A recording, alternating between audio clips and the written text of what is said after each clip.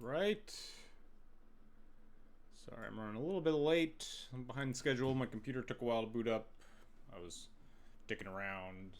Thought I had more time than I did. I don't have any good excuses. We're here tonight, hopefully. I don't see myself online, but hopefully I'm here. Hey, you shut up. Okay, looks like I'm live now. Perfect. Welcome, welcome. We are back.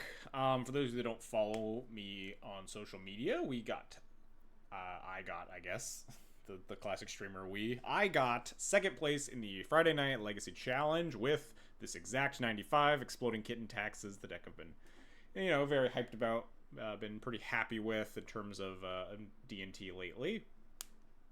So instead of our usual, I'll play a league, be disappointed when the prelim doesn't fire inevitably, that sort of thing. We'll do a VOD review, matchup review, whatever you want to call it. Recorded all of my matches so we can talk about the plays that I made. Some of the plays were very... Listen, so before we get into the actual video, I don't play the Friday Night Challenge very frequently. Some of the plays that I make are not good, and I will blame some of them on it being like 1 a.m. by the time the challenge finished. So we will see some plays that are better than others, and maybe we won't talk about the really embarrassing ones. Please just don't roast me too hard. But this is, I think, almost the exact... It might be the exact same list I played last stream. I don't know why I still have this on screen. What was last? It was Unbanned Zerto was the last giveaway. We'll do another Playpoint giveaway sometime in the middle of the stream today. But it's also kind of nice that I have this VOD review stream instead of our usual thing, because I did get my vaccines yesterday. I got both flu shot and COVID. Everyone, if you're watching this, in the future, you're watching this right now, go get your vaccines. Get Novavax for COVID, and just get your regular flu shot. Get your vaccines, especially if you're going to fucking Magic tournaments. Anyway, not a lot to say about this list. I think it's the exact same list I played last week. There might have been a couple of changes. I'm not sure. I remember I swapped. There's the main deck Giver of Runes, which I believe I did play on Tuesday, and I'm pretty sure I played the second Wrath of the Skies too. So I think this is the exact same list. But I've just been very happy with how this is performing. Also, if you want to play this list and you're looking for how to sideboard, all Twitch subs here get access to my sideboard guide over on Flex Slot. There's a Flex Slot for almost this exact list. I made it slightly earlier, so it's like 2 cards different, but it's basically completely usable. It's like main deck Laron instead of the Giver, and like the sideboard Wrath of the Skies was something else, like a Damping Sphere or something, and there was a second Surgical Set. Very macabre, very, very minor changes. Sideboard guide available to all Twitch subs for free over on Flex Slot, if you are so inclined. Maybe you're playing in the Legacy Showcase this coming Sunday. I will probably be playing something very close to this list. I've just been very happy with it. Also, G Dyer 09, thanks for the follow, appreciated. Anyway, let's just do some VOD reviews. I don't have to expend too much of my energy because, like I said, a little low energy as it is right now. So went ahead. I like to I have to record all of my matches because I usually play. Oh, has this been like off center this whole time? Whoops, I didn't even look over. There we go. I have to record these all because I almost always off stream play on my laptop rather than my desktop. So your match reviews, like your replays on Moto, are saved locally. So I usually just go back and let them hit the play button and just let them go, and then screen record, because it just lets me like pause and rewind easier, because the Moto replay system is not that great. But it also lets me just transfer over here very easily. So we can just do this instead. Ta-da! Now I just need to figure out a way to do this in a way that looks good for... Nope, not like that. for chat. If I don't want to full screen it, but I'd like to like full window it. Is this doable at all?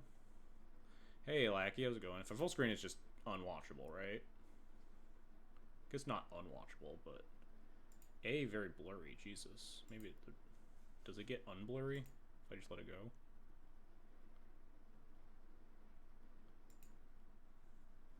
Probably not. Hang on, we'll figure out something. Kind of realized our sideboards are like structurally identical. I mean, it makes sense, right? The same cards are like really good right now. Grafdigger's Cage and Rebs, and then like some like sweepery cards, some extra graveyard hate, and then like that's your sideboard. Like Storm's not really seeing a ton of play right now. It's basically just like graveyards, tempo, Nadu, right? And then like Eldrazi post. Really need to get MTG Goldfish to change the decklist archetype from Boros Stoneblade to Exploding Kittens. The MTG Goldfish naming conventions is my worst enemy. Let's take a quick peek at what decks I've played on according to MTG Goldfish lately. Because I'm getting sidetracked before we even start the first round. Hey, Luanil, thanks for the resub. Appreciated.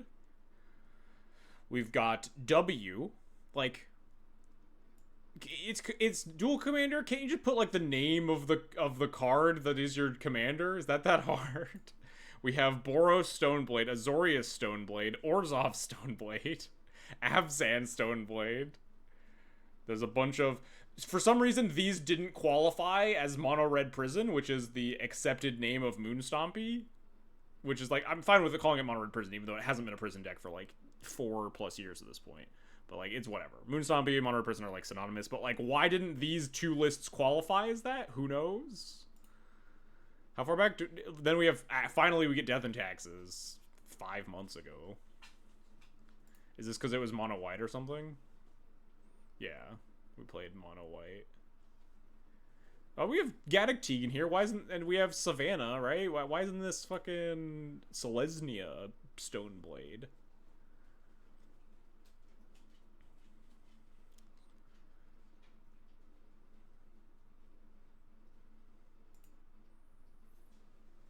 What are your thoughts on calling it Dragon Stompy? I'm not a big fan.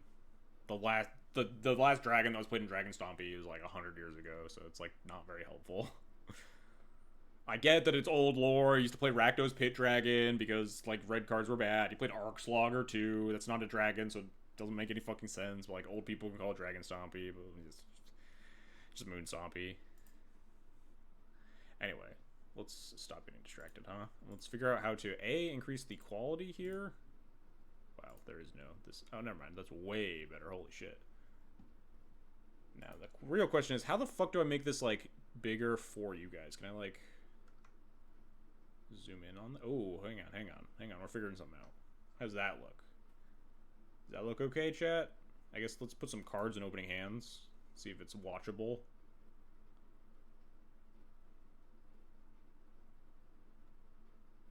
I should check to make sure that Stream Decker's calling out the right list. Whoops. Forgot that would just open up here. Oh yeah, that looks good. Yep. Stream Decker's got it. And also so does MTG Bot.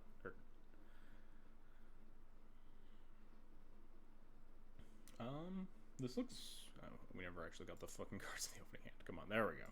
This looks like pretty legible, right? Can I zoom in like one more tick maybe? What? Why is it getting smaller as I zoom in more? Huh? Bizarre. Looks like this is as much as I can zoom it in. This is probably fine, right? If I make the window bigger, does it get bigger?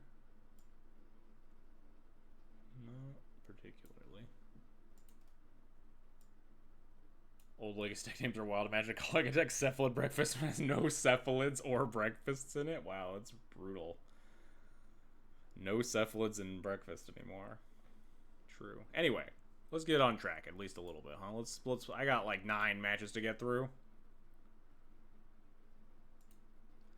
We're playing against Kentaro, enemy of the stream, known player of a bunch of like tempo decks. So like this hand's very serviceable.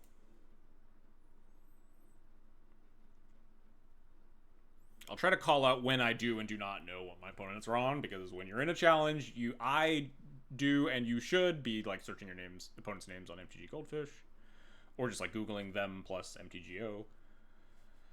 I'll often see what your opponent's been playing lately. Anyway, my opponent has a very weak start where Mom stays on table and they don't play a turn 1 threat. Run it in VLC, that would probably a lot better sizing, but this is also pretty fine. Maybe I'll try that for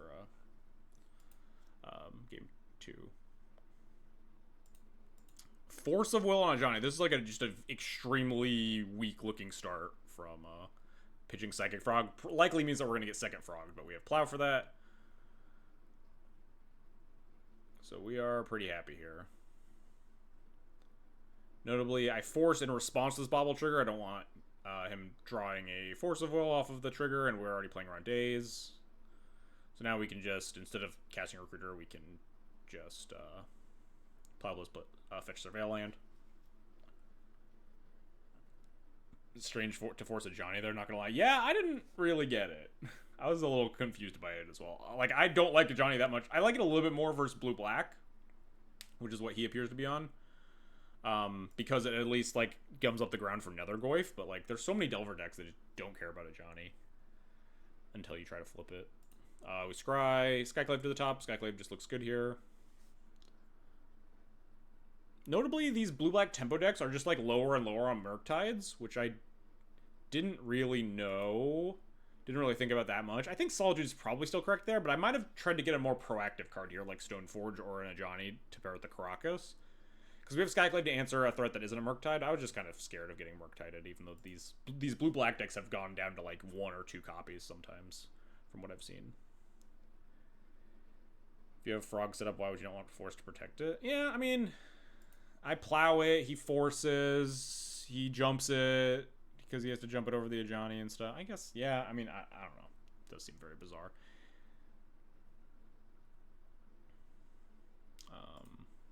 We get Fatal Push, activate, Bowmaster.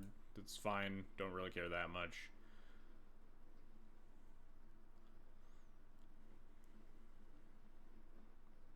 I kind of expected to get Bowmastered from my opponent passing with more than 1 mana open.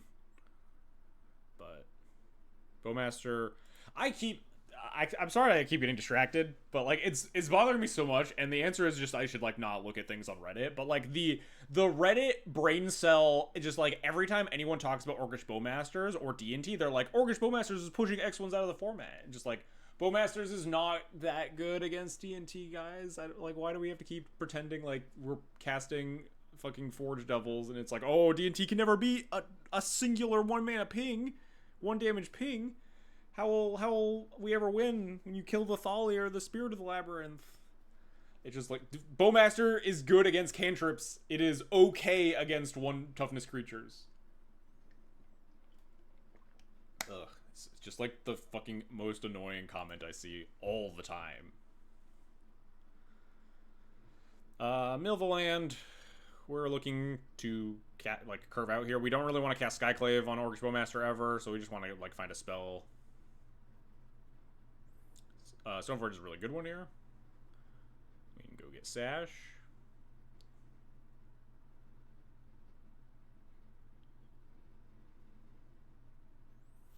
Not really worth running Sash out into a Daze or a second Bowmaster here. We can kind of bide our time. We have nothing but a bunch of answers in hand. Our opponent has like no pressure in play.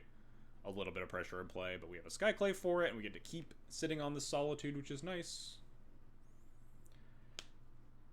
Yeah, Bowmasters is much better when it's also gumming up an attack and you have an X1 in play, but D&T just like enters the red zone so infrequently that it's not that big. It's not nearly as big of a deal. Like, you don't get super blown out when you attack with your 2/2 and 1/1 or something.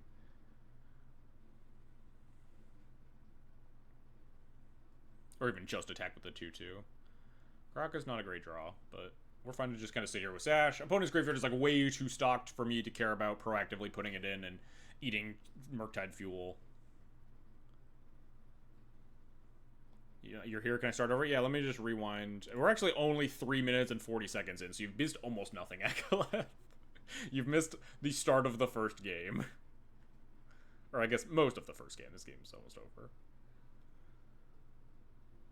But yeah, my opponent has 2 cards here. We have active Lion Sash. We have Flicker Wisp in hand for this like Skyclave or Recruiter of the Guard. This game is. We have Solitude in hand for a potential Murktide region. This game is very, very over already. Equip here to try to fish for a removal. I don't really want to cast a spell into 5 mana here. Because it could easily just be like hard cast Force. So I equip here to like see if there's removal, or if not, it protects the Lion Sash. Not really looking to push damage, so I only activate once. Holding up Crocus could be nice against a top deck's Tameo. We can always just activate end step.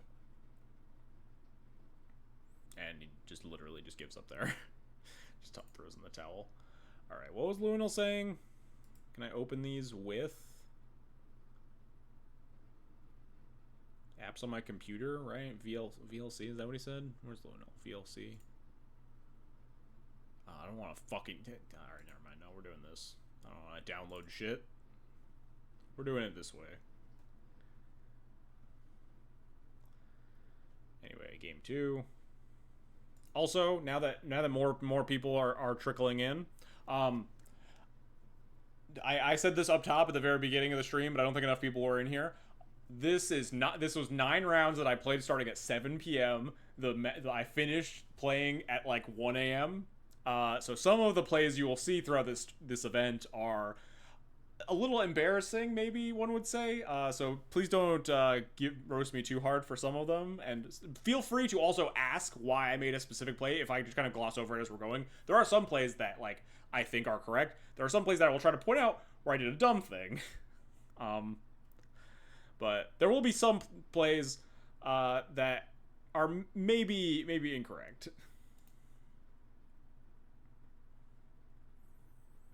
Keeping this hand, I think keeping this hand is like a little bit disrespectful. Maybe my opponent's mulling to 6.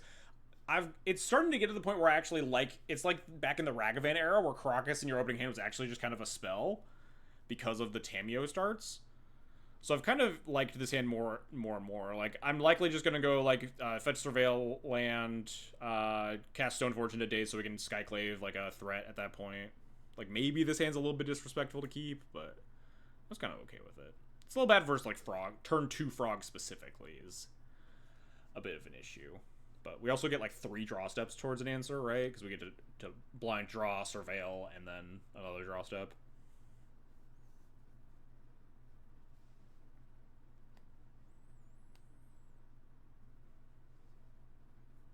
VLC players goaded. Yeah, I do have, and then there's turn 2 Frog. The thing that punishes me. I do have VLC player, but I have to like download it to the Google Drive or something. I don't know how Google Drive works. We're just gonna do it this way. This way is like watchable enough, I think. It looks pretty good to me. Over on my little corner of the screen where I see my own stream. Run Stoneforge into Daze, totally fine. We would just want to run out things in a Daze so we can Skyclave the stupid Frog.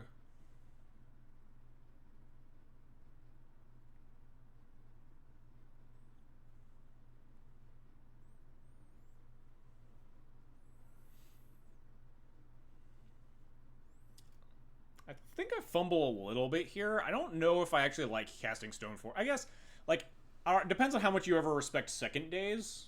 But then we get second Dazed here, and it kind of sucks. And I don't think that we're under the gun here, like, at all to cast a spell into second Daze. We could just, like, fetch second Surveil land. Continue to sculpt the hand. So I don't know how much I liked that play. Yeah.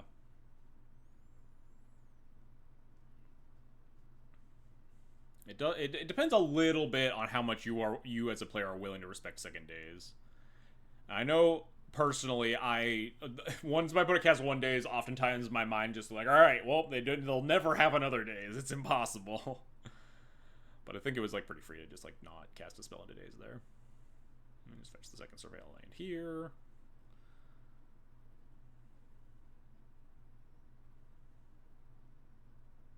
We mill a useless Witch Enchanter. We draw a also useless land. I hem and haw on this a little bit. I don't like passing. I don't like casting. Maybe I'm supposed to cast Yorion into third Daze there instead of casting Wrath. But I kind of just wanted to clean up. Like, we're at 12 life. It's definitely not a lot. I don't like just doing nothing that turn. I definitely don't like Skyclaving. could cast Skyclave and not exile the Bowmaster. I don't think I like that because of the threat of, like, frogs and stuff. I guess it sets up so that you could, like, Yorion the Skyclave the following turn.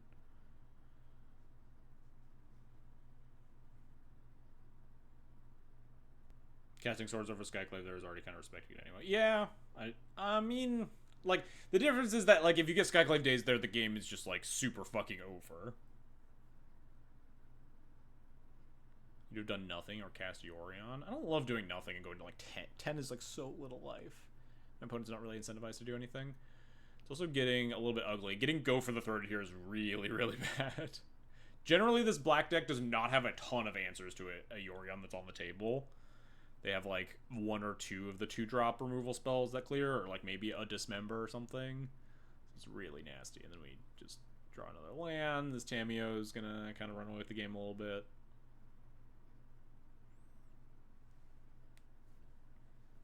I think this is, like, very easily, very winnable game if we just don't cast the Stoneforge, right? We have that extra little piece that keeps us in this game.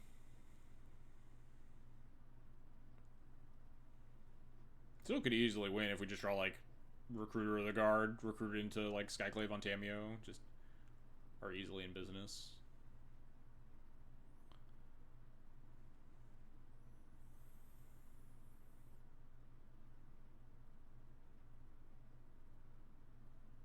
Could still draw Recruiter into Skyclave, could draw, like, Bombardiers to try to, like, pressure it at least, draw Aether Vial.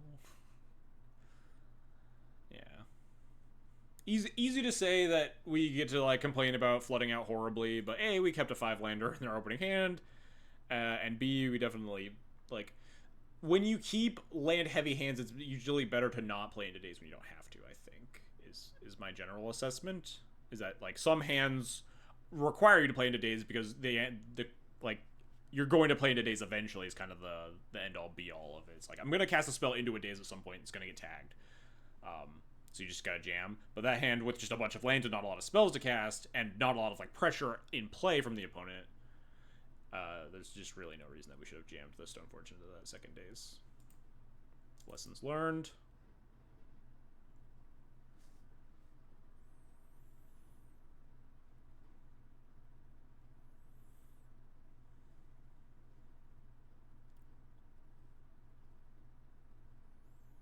I try to hit this, like, little, like, step-by-step button here to, like, because if you just hit play, it skips through, like, mulligans really, really fast, but sometimes it's just, like, really fidgety on how far it wants to go. This hand is a little risky, but I think it's very good, so I keep it. There are obviously some pretty clear ways that it goes wrong. But, I mean, it's just got, like, good 2-drops and a bunch of removal spells, like... I don't think you're ever allowed to, like, realistically mulligan this hand. This hand is just very, very good. Happy to jam Spirit on 2 here. This is a hand, like I was just talking about, where something is going to get dazed, jam into it. And also, jamming Spirit before they, like, have time to cast a cantrip. Opponent led with a tap land.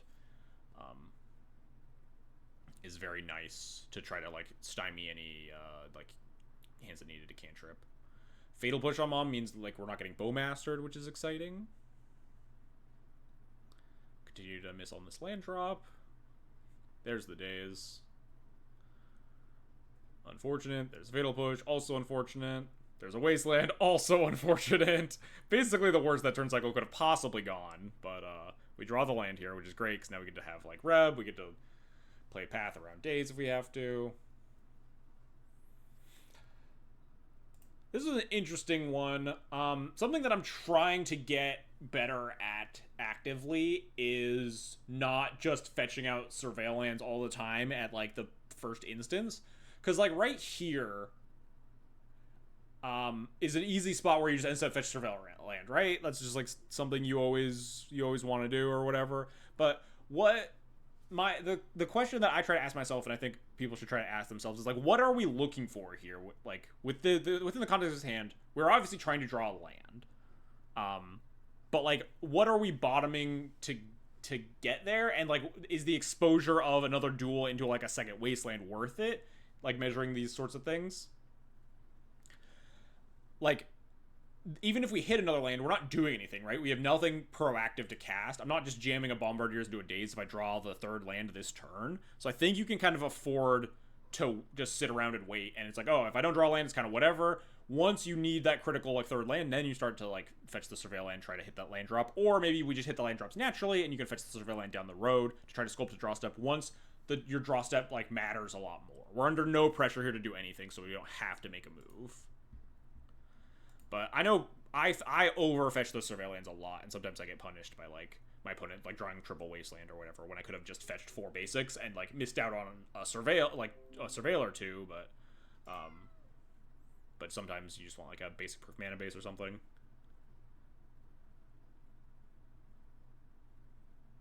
Yeah, draw step's not making or breaking anything this specific turn, and we do happen to draw a land, which is really nice. But you know. We can afford to just rest on our laurels here. We have a hand of nothing but answers. Opponent's not making any plays here. We can kind of just sit around and wait.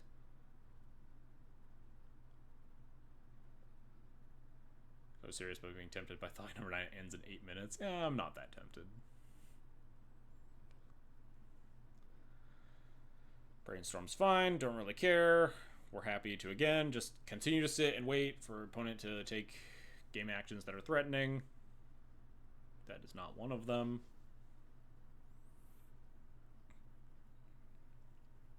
Like, even here, if I fetch Surveil land, like, what am I doing? Like, I would just top almost any spell, right? But, like, I would also top a land. I just want to keep hitting land drops. So, like, doesn't really feel worth fetching a Surveil land even at this point. We just can continue to wait. Yeah, Brainstorm kept the first card was kind of weird. Wait, did they? Yeah, they, like, end step Brainstormed, untapped, and then drew with the fetch play. Yeah, I thought that was weird. And then we draw a spell. Yeah, I'm happy to just cast this into 5 unknowns. My opponent's not doing anything. It's possible I maybe should have waited on this to play around, like, Bowmaster or something. Because they're pretty incentivized. He's pretty incentivized to cast a Bowmaster if he just found it. But the Ponder shuffled, so... Opponent's just, like, flooding out horribly after resolving Brainstorm. Very confusing. I'm happy to just start casting spells into stuff here. Maybe I should have waited, but, like, I don't care if this Bombardier gets hardcast Force of Willed. I'd rather this tag a Broadside Bombardier than, like, any of these spells. Like, this is just... I was casting a 2/2 haste there, right? I'm just gonna attack and then say go.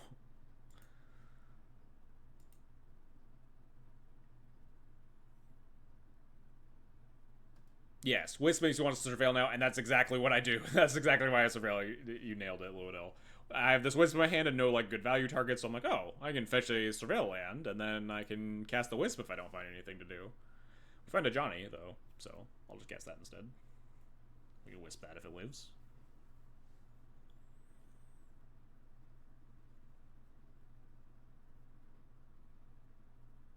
Petty Theft. Decide it's worth blasting. It's like a 2-for-1, right? It kills the Cat Warrior and gives them a 3/1. Seems fine to blast. We still have another answer to a Murktide in our hand, so... Even 2 if you include the Flicker Wisp. We draw Stoneforge, which is nice. Feeling pretty good about this. My opponent has 2 cards in hand and 6 lands as a Delver deck. We have 2 removal spells still in hand. There's Bowmasters. A little late to the party. Opponent finally kills all of the Ajani. But we have a 1/2, which is really good at blocking Bowmasters. How's that for a Formal War moment? Yeah. Yeah, that's definitely a Formal War moment. Well, they thought sees me, so they would have taken Formal War.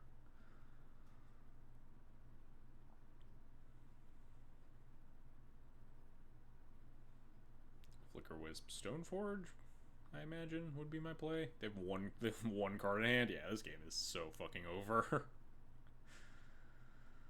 Stoneforge for GT? Oh, do they... No, opponent's just fetching.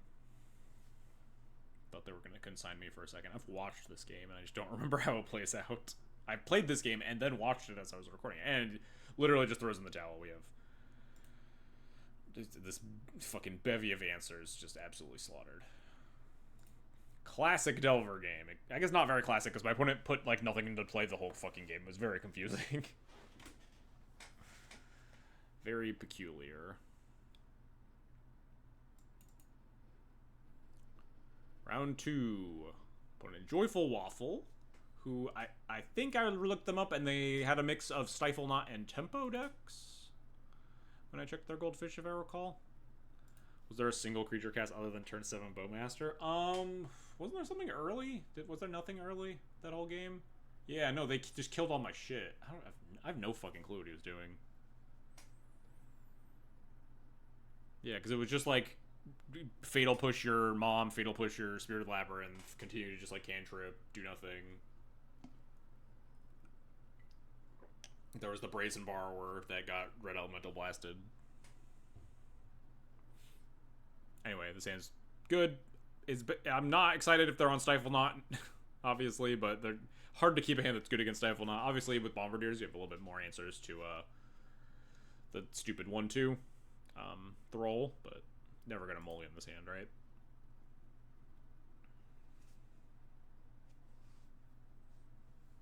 Also, there's a chance that they could be on tempo. And Volcanic Island, breathe a sigh of relief. Delver of Secrets, breathe an even bigger sigh of relief.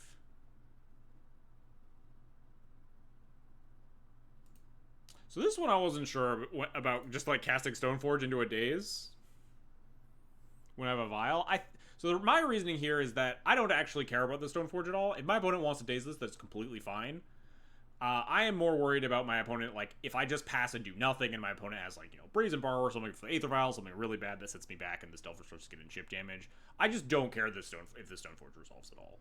My hand is just cards that matter a lot more. If this gets dazed, it's more encouraging for me to potentially cast Skyclave on turn 3 instead of just passing and waiting for the Vial to get to the 3 to answer the Delver.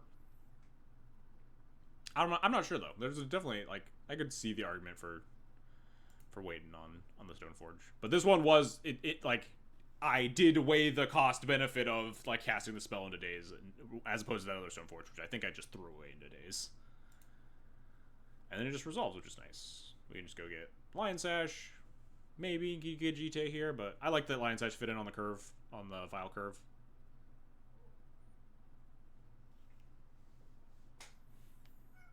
No Delver flip, easy.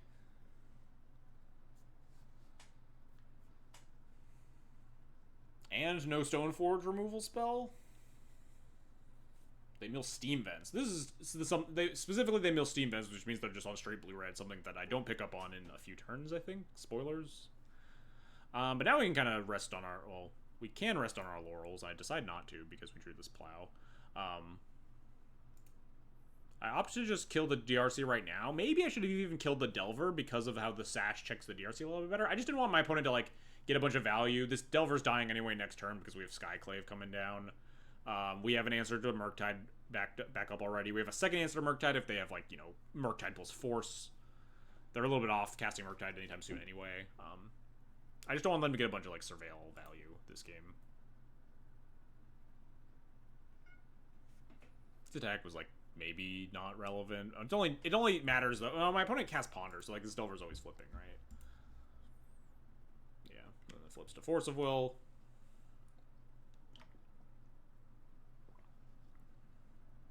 Oh, this is where I fumble the stupid blue-red Delver signal. I don't think it ends up mattering too terribly, but second Delver, Skyclave, Flickerwisp looking tasty. I specifically, like, I just, like, don't register the Seam Vents, and I look at this Polluted Delta, and I think about Bowmasters, I'm like, I'll just untap, which is very, like, it's a good heads-up play to make when your opponent has Bowmasters in their deck, but, like, very bad play to make when your opponent has Milday Steam Vents, and it's very unlikely that they have Underground Seats in their deck. It's just, should have exiled.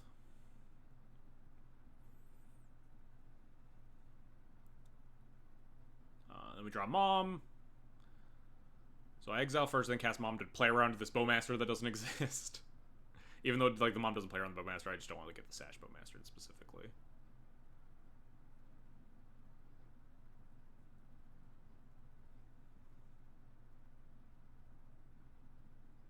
doesn't flip again, also. So we just get to, like, not take even more damage. Chomp. And this game's over. We Flicker Wisp, the Skyclave with active Mom, active Lion Sash. Vial goes up to 4 with Solitude in hand. Do I pick up Yorion here? I feel like I should. I don't. I just opted to exile their whole fucking graveyard, which is also fine. Yeah, they block there because the Delver's getting eaten anyway. It doesn't particularly matter to me. It means that they don't get a 1/1 if they kill the Skyclave later. Basically induced the kill. And they just lose. Easy peasy.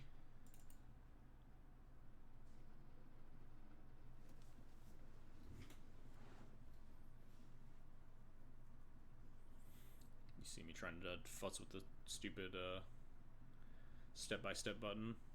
You gotta reveal the Yorion, and then click it again, and then it highlights green, and then click it again, and it shows the opening hand. Hand's just good. Happy with this. Bunch of removal spells and Stoneforge Mystic. Even more removal spells. Cool. Excellent. Love it.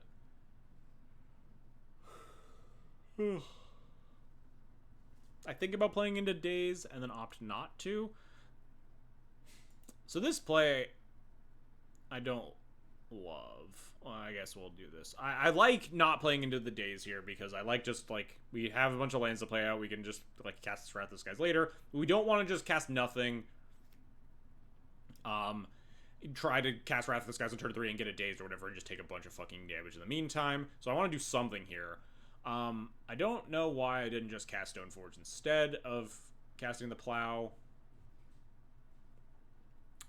It does get a force out of their hand, which is fine. And then I just am fine with letting this resolve. But for some reason, I just, like, really think my opponent has the Daze and want to get it out of their hand, and I fire off this Red Elemental Blast. But I think this is very bad, and you shouldn't do this because now our hand has no answers to a Murktide Regent. But I was like, oh, they're just gonna Daze my Red Elemental Blast, and then we get to fucking get them with the Wrath of the Skies next turn. But then they just don't have Daze. Delver doesn't always have Daze in their hand, only most of the time.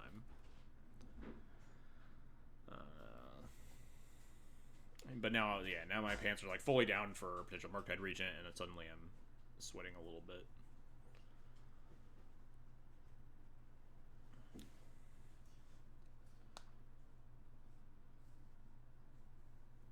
This is why I get Lion Sash here. Yes, because I'm more concerned about dying to Murktide Regent than I am of dying to this Delver. Maybe I should have played the Wrath of this guy. The Wrath of this guy's put another card in the yard, though, and then if my opponent just untaps and Murktides me, we kind of die. So I've suddenly shifted my gears because of my own plays. And now we're playing this game in a way that I really don't like. Scry for an answer. We find Path to Exile, which is a much better answer than this Lion Sash, so now we can Wrath of the Skies for 1 and kill this stupid Delver.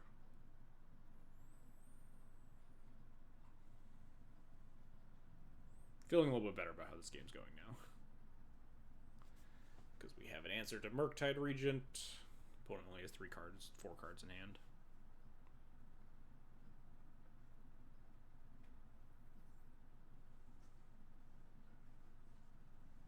We go get our other Elegant Parlor. Don't need more lands. Spirit's nice. I'll have to let them keep this one. Delay them at 4 cards in graveyard. Hate to see it. I love to see it because it means my opponent has to attack their Dragon's Rage Channeler into my Lion Sash.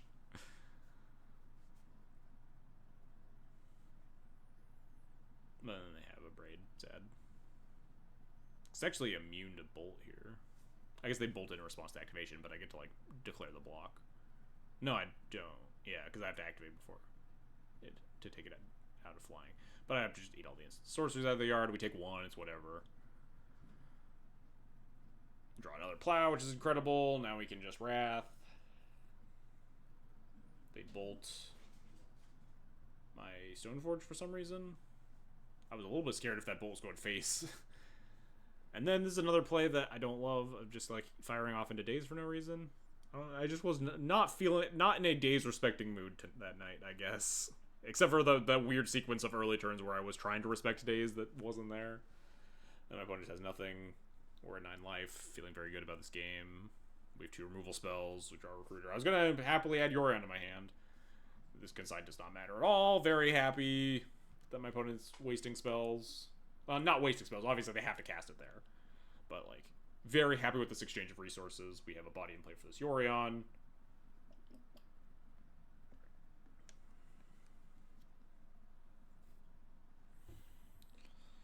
We just plow this.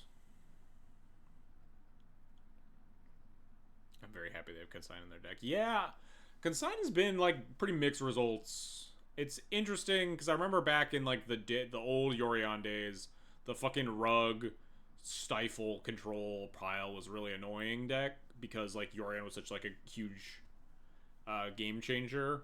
And then if you got, like, your Yorion trigger stifled, it was just kind of backbreaking. But sometimes, I think versus, like, Delver, I really don't care about the Consigns nearly as much. But sometimes Consign is annoying.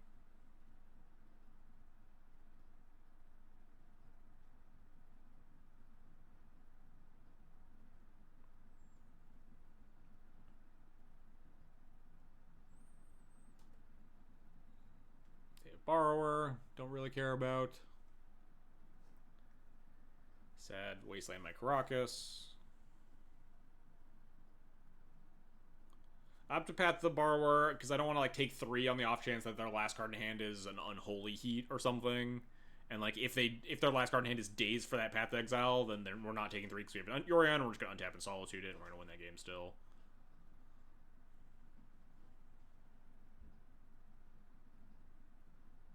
Oh, hey, Joyful Waffle.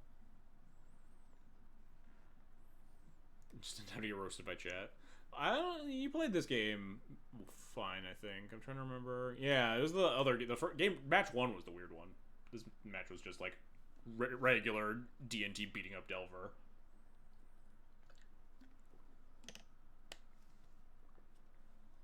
Yeah. Oops. Don't need to replay that. Hey, punk. Don't open the closet. Stupid cat.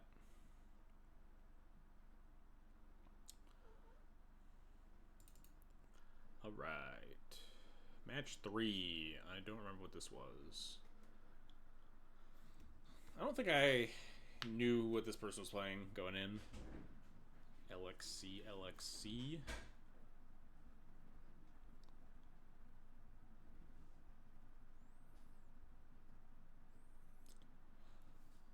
Usually I conserve my fetches to find Surveil lands, but this is gonna just, like, we're on 2 lands, we don't get Wasteland, so we're just going, like, Plains Mountain, very likely. Undercity Sewer Mill Wasteland probably means Scam, could mean the blue-black tempo. Either way, we're okay. Obviously less happy to see Scam. And we just draw the mountain, which doesn't really matter that much, because we can just fetch Plains down. We're happy with Plains, Mountain. But on the off chance we just, like, get Archon on turn 3 or whatever, we can, like, hide the red splash for however little that's worth. We immediately get Lion Sash. We have Violon 2 next turn, so if we can survive this turn, then we're A-okay. Fatal Push, don't care. I wasn't sure about this. I think I like doing this. I suppose they had the option of jumping and they elected not to, which means they were okay with the trade. But I don't know. My thought is just, like, Scam has so little interaction that it, pre-board that I'm pretty fine with just getting my lines, like, preventing them from drawing a card and, like, top decking the Reanimate if they have, like, Fatty in hand, or, like, vice versa, right? There are cards that the combination of the cards in their hand plus a card on the top of that could easily just kill me here. Reanimate plus. Also, they haven't played land for turn yet, right? So they could still, like, find, like, Entomb Reanimate or something. Yeah, they milled this Wasteland, so they have not played land for turn yet.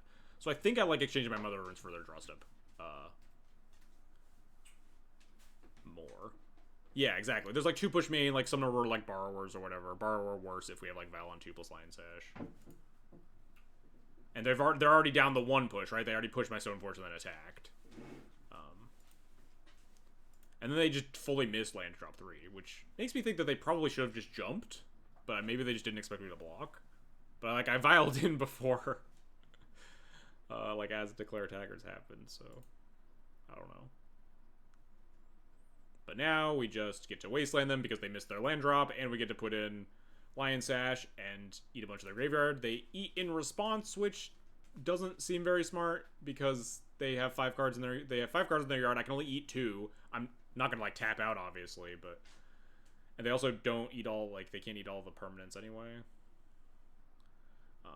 So this doesn't make any sense. They just can't jump the frog now. Not that I would block here because obviously they could just pump the frog and kill it, but eating there just didn't make any sense to me. And then they do have second push, which sucks.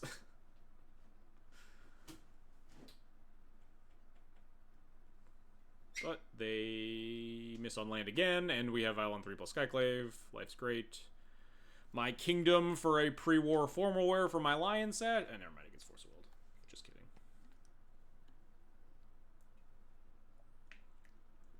That sounds like I would, like had it pre-planned. I did not. I didn't remember if the Stoneforge resolved or not. Second push explains no jump because they value the mom being dead. Why don't they just like push the mom then, though? They would rather like watch me trade it and then save the push for something else. But I don't know. I feel like against Death and Taxes, that's not the game you want to play. My opponent had a reanimate in hand. Maybe they drew that reanimate for turn though. But like,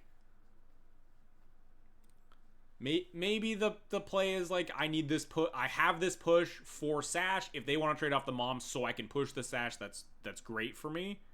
But, like, I don't know. With Reanimate in hand, your draw step could easily just be, like...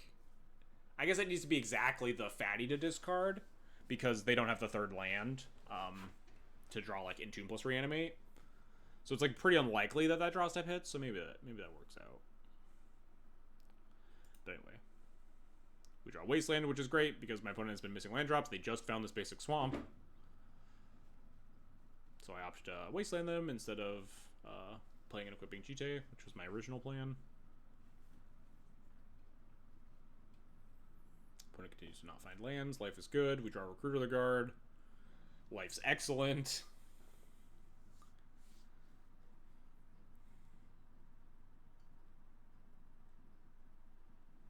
I don't even know what I get here. 2 Solitudes.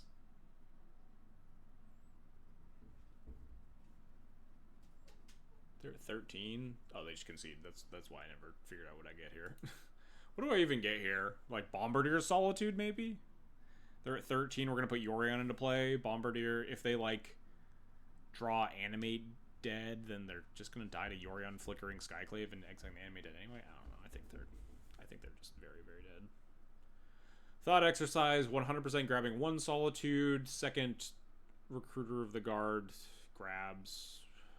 I think Bombardier's lethal if I just, like, they draw enough, they don't concede, they say they don't even hit land, they just say go, second main, put this in, flicker the Recruiter, go get. Bombardiers, we have 1, 2, 3, 4, 5, 9. Yeah, they're dead. Okay. Probably just get Bombardiers then. It's actually not very lethal, right? It's only 16. They're at 14. It's only 2 over lethal.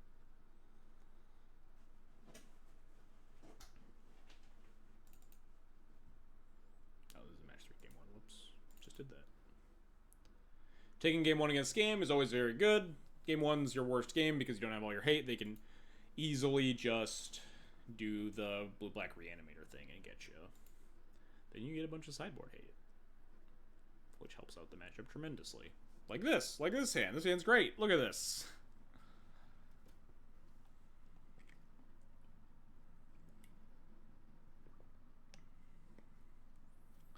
Start sweating profusely. Start sweating even more. They Entomb Archon, though, which is great. I don't know why they didn't Entomb Atraxa. Maybe they had Atraxa in their hand. Thank God they didn't have Grizzlebrand in their entire deck. They also missed second land drop here. So we get to plow and then wasteland them. Life's great. Everything's coming up. They draw wasteland. We have another white source in our hand. Everything's great. Really living the dream.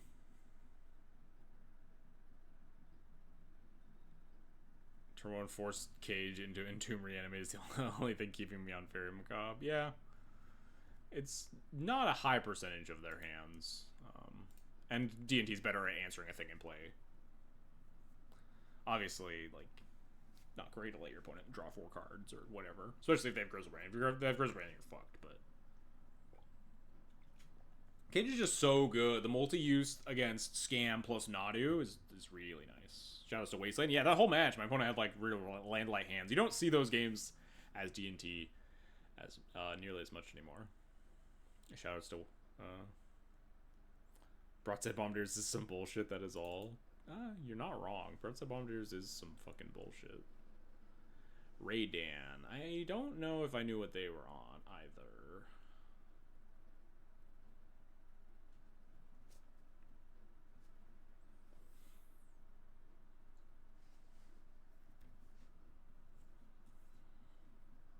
And is not super great.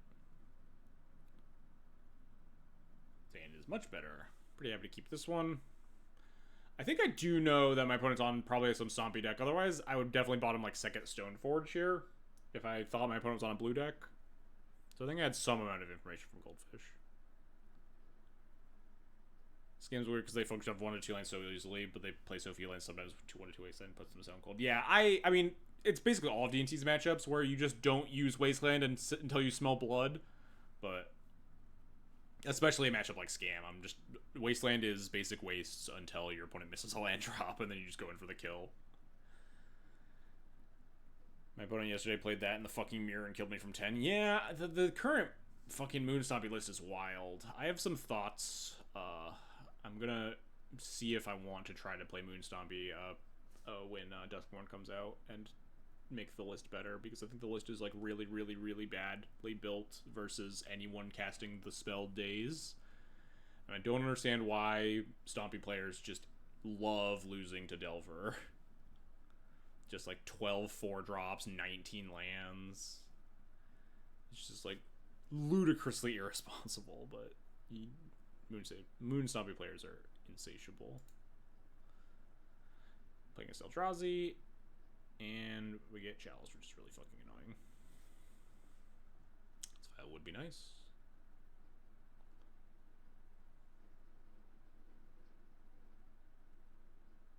Oh, this is when Moto starts to like really... So Moto's been like really laggy for a lot of people lately, and it extended into these replays. So I had to actually like shut down and bring up Moto every once in a while as these replays went on. I think I like tried...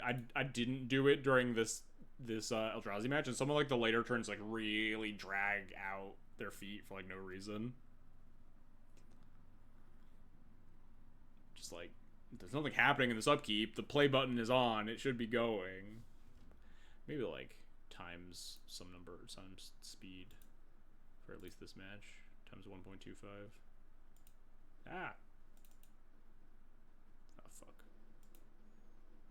There we go. Perfect.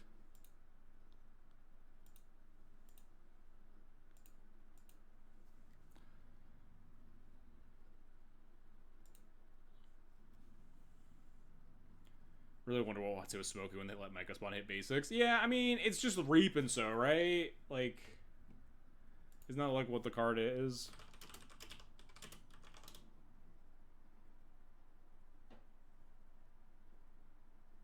Yeah. Reap and so literally says destroy land, search your library for land card. Yes, they were so committed to like making the card as iconic, like as clearly Reap and so as possible, that I think that the answer is that like they didn't they perhaps underestimated the power level a little bit. I think it's very reasonable that card could have just not hit basic lands and still been extremely good.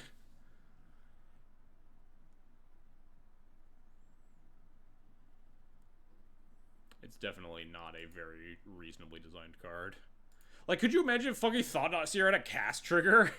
Like, could you fucking imagine if Thought sees you on cast and like, oh, I'll take your plow and then my creature resolves. Like, that's Thought Knot in MH3, just fucking cast trigger for no reason.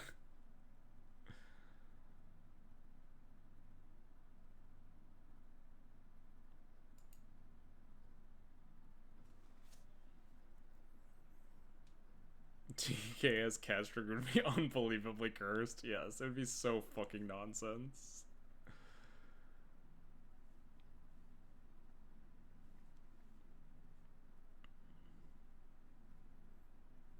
They should power creep Aether Vial but make it white. Yeah, for real. Aether Vial, but it costs white mana? Let's go. You play more than 4 Aether Vials in Yorion taxes? Wow, this solves all the problems. Bob, you're a genius.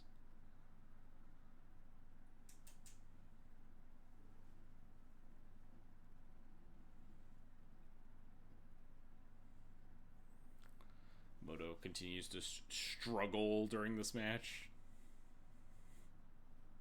I just beat this proposal. You know, you still get 4 Aether Vials. How many would goblins even play?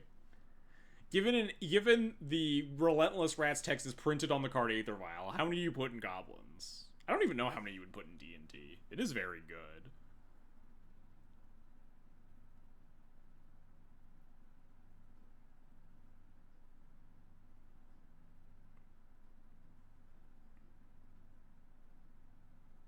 I'm not sure about the choice of equipment there. I don't like getting Cauldra because I think my opponent is likely just going to kill my Stoneforge Mystic or Thought Sees me again. I don't think the Cauldra is like that good. I might have gotten Sash just as another body. Oh, speak of the devil. It's actually not a super fucked up micro spawn. It's just, you know, cast, 100 mana worth of spells that turn.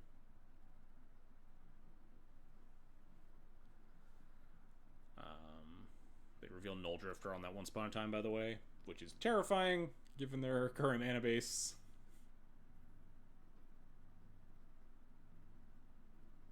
Another Legacy Prelim that didn't fire, and I'm the only one in it. Yeah, I've kind of come to expect that now. Bomb by in a Dream. And then we just top deck Cauldron complete. Look at that.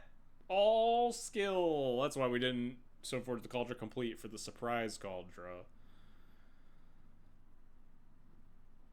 Yeah, you can see Moto freaking out here.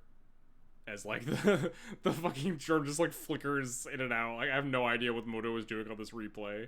I like, try to fix it. I, like, pause and unpause here, I think. Yeah, it's just... Pausing does stop the flickering, and then you unpause it, and it just, like, keeps fucking flickering. Extremely bizarre. I don't know what Moto was smoking. Yeah, I think I restart Moto after this match, which means I record game 2 like this, too.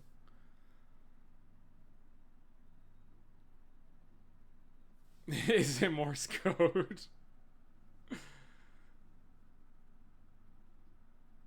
Notably, we have lethal if my opponent has no blockers, right? Which is, 0% because my opponent has a Null Drifter in hand, but, we can dream. And then my opponent has It the Heralds the End into Kozilek's Command, into this Null Drifter. Very opposite of nothing. Very, very, very bad for me. Nightmarishly bad. Hey, G Dyer, thanks for the Twitch Prime sub. Appreciate it. I hope you enjoy the sideboard guide.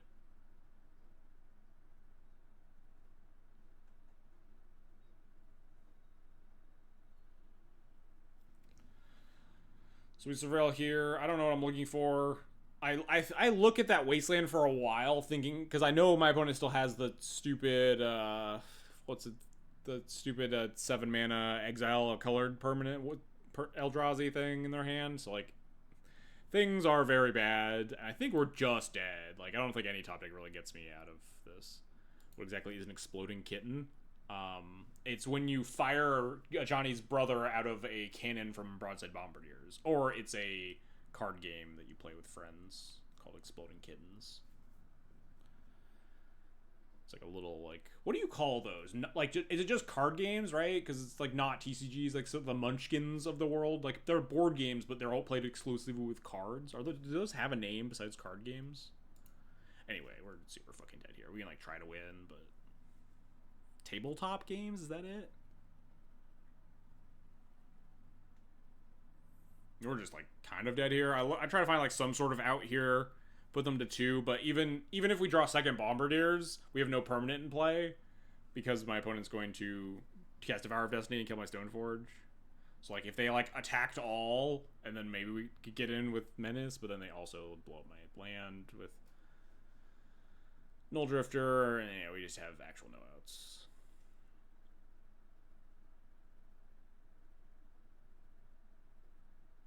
Are we dead on board? Can't we just fling You can't fling broadside itself. I guess fling, like, you can fling like Stoneforge with broadside, and then and then save the Cauldron for later. But then we're losing our land anyway to the Null Drifter attack.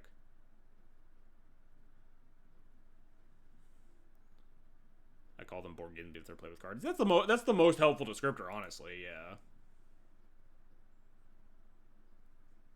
They're basically board games. I don't even know why I wait for this draw step. We're fully dead on board. There we go. Spirit Labyrinth, and then I concede. The motor replay just like lagging like crazy. It was a surprisingly close game.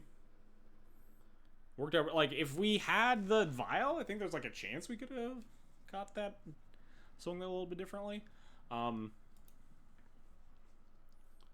So I'm going to keep harping on my ability to misplay egregiously because this is the Friday late night challenge. And there haven't been that bad of misplays thus far.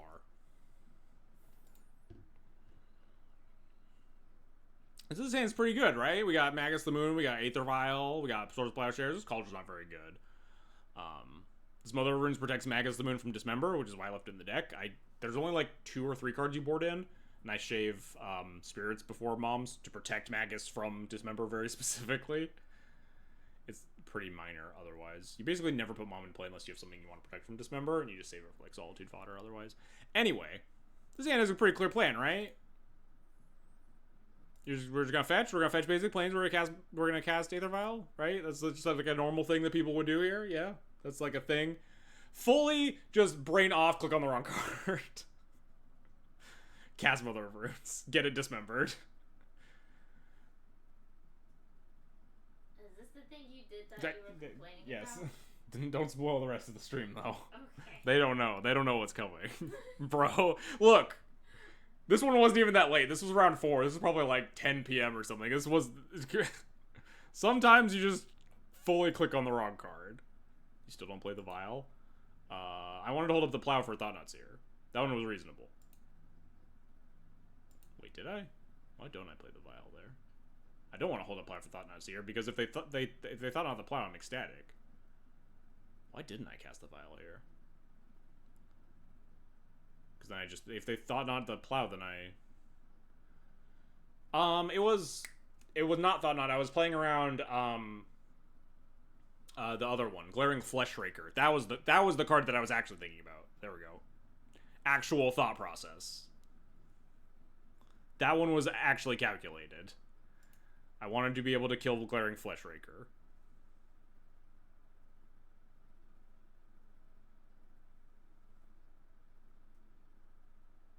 And the fact that we hit the 3rd land, so we know that if we don't get Thought Knotted, we can just cast. We can just cast the Magus on turn 3. If like we didn't hit the land drop, then obviously I play the Vial out there, so we can at least try to get the Magus down eventually.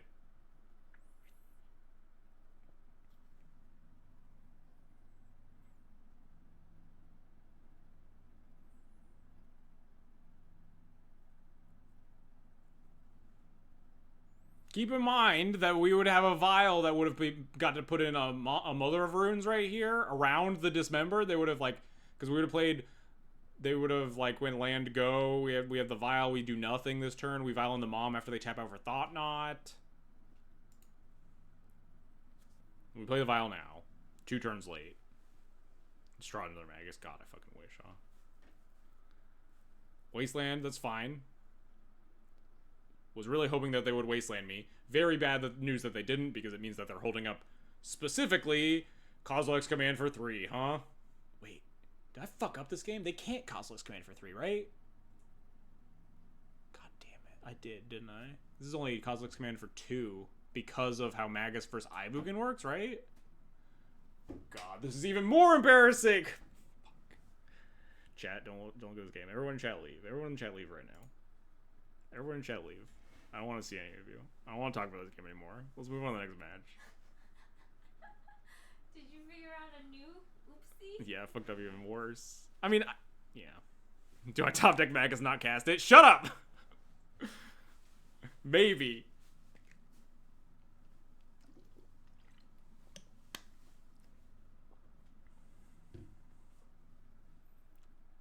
Mill Plains.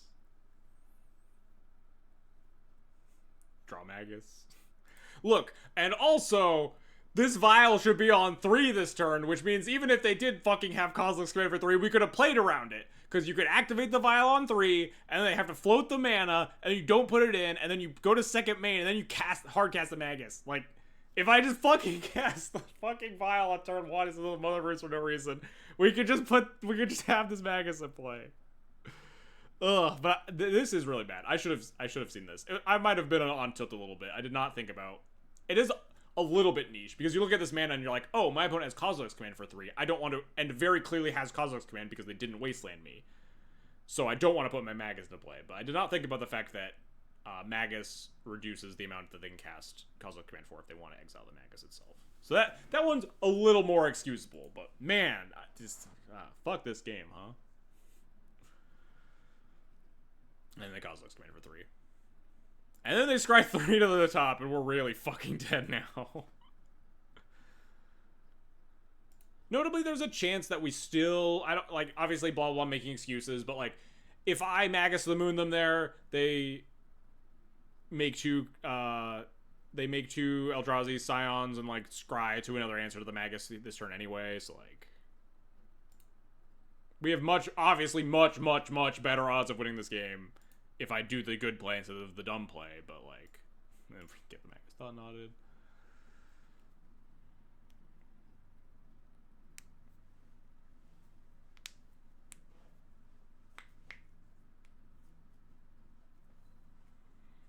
Wow, this could not have gotten worse. I think it actually does get worse.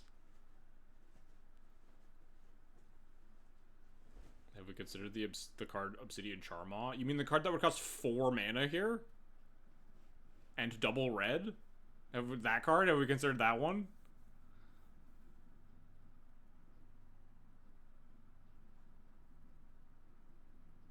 Every time I watch my relays, I'm shocked I ever win games of Magic. This one was this whole fucking challenge was really bad. There are some very good moments that I'm happy about, and we'll get to them. There are some really fucking stupid moments that I just wanted to fucking crawl in a hole, like this game. What is Mepson's pinned tweet? God, and the moto lag just like really stretching out how long this game. Like, let's just skip around a little bit. We're dying here. They have a wasteland, sure. We're fucking dead.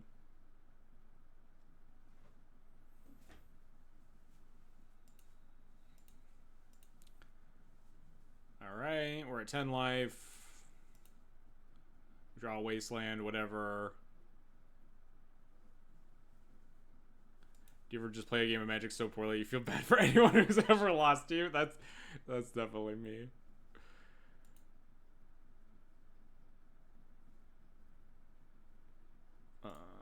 Anyway, we draw wasteland, fire it off, it does nothing. It's probably wiser to honestly just like plan to cast this Yorion and try to like block somehow. Wastelanding the side. I'm a little scared of them starting to activate Ivugan, but like they're pretty far away from that and they have to like sack a bunch of spawns to do so. The wasteland is probably just me like tilting, just activating cards, and then they play second Ivugan. They keep casting nothing, which probably means their hand is just like a million removal spells also, but... Also, this Vial should be at 5 if anyone's keeping track. This Vial should be at 5. We could have had like a Yorion trying to block something. We could have a Vial on 5 here. To Vial in a Solitude, exile something, instead of fucking pitch casting this. We do draw a Solitude and a Plow, which ain't bad.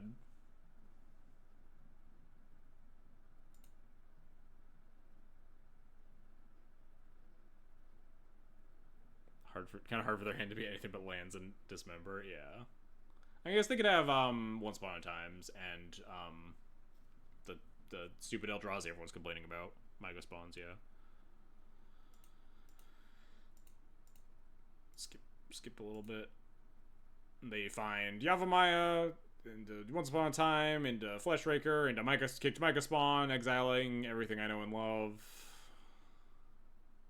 They have a Blast Zone in their deck. Fun fact.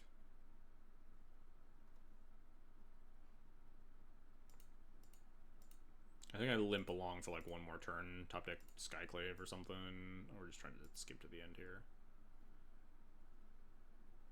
Do I just give up recording this match? No, I think about it. You can see me thinking about it. Oh no, we don't draw a Skyclave here. We do just die. Okay, cool.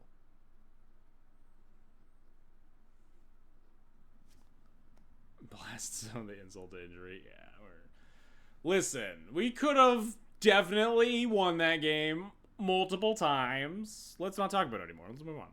Can we talk about it more? Let's talk about it a little more. Let's talk about some other matches that I win, huh? No, go back to the other one. Not my best game of Magic I've ever played. The Magus Moon versus Cosmic Command is very reasonable to miss. I missed it in match and in my replay, and only just realized it now. So like that is a big one. Hey Jerry, you have Aether Violet open again. Do you play it? Yes, no. I don't know. I have other 1-drops, right? You can cast them instead. Anyways, hand's like not very good, but fine on 6. Double Vial. Nice if we get the first Vial forced, and the first Vial does get forced. Pitching Tameo. Everything looks pretty good for me.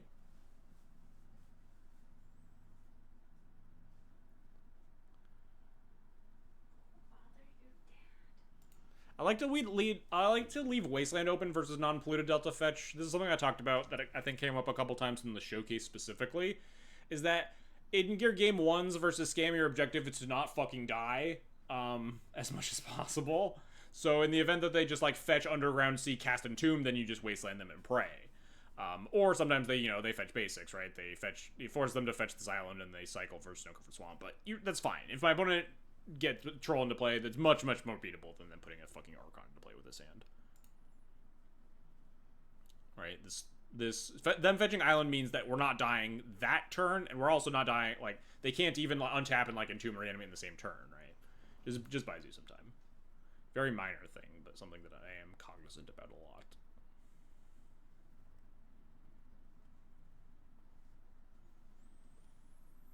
And then they cast Entomb on turn 3 instead. And we get really sad.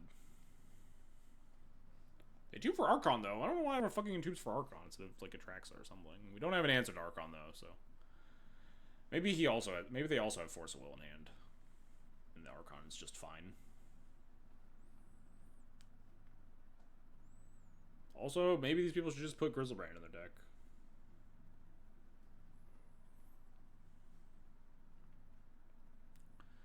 Fetch to thin, try to top deck Solitude, Recruiter, Source of Plowshares. Don't draw any of them. Add your hand to hand, so we have a card to discard, so we could, like, recruit Solitude plus pitch card, I think. I think is my incentive to doing this.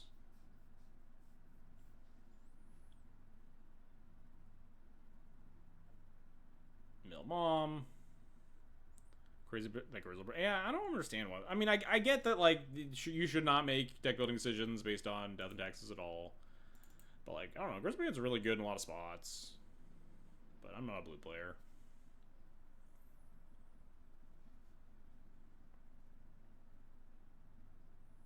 Anyway, hand's great.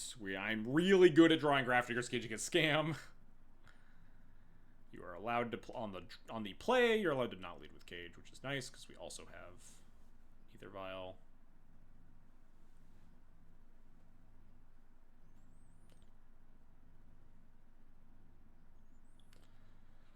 opt to just kill the Tameo and decide that getting Grafdigger's Cage dazed is fine because it means we're not dying turn 2 to like Entomb or whatever, and we have like Recruiter of the Guard coming down the pipeline for Sash or Macabre. And then we instead top deck land, so we can just cast Skyclave. If this gets dazed, then we're still fine, because again, we have Recruiter for another Answer to Frog afterwards. And from here, you're pretty happy. My opponent goes exclamation point spirit in chat when they just fire off the brainstorm, but I don't have it.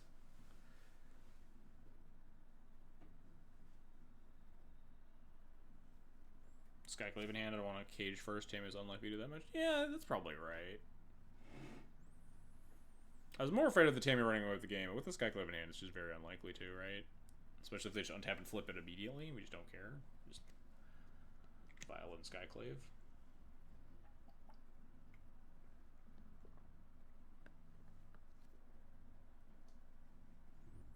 Small fuck up here. Oh no, never mind. Not small fuck up. I boarded out all my Flicker Wisps. That's why I don't get Flicker Wisp here. I just thought about, why didn't I just Flicker Wisp my Skyclave? Do that instead. It's always treacherous having multiple Skyclaves in play. It's a very, like, dangerous house of cards you're building. Is it crazy to hold? Yeah, I skipped over that. Let's go back to that. I did.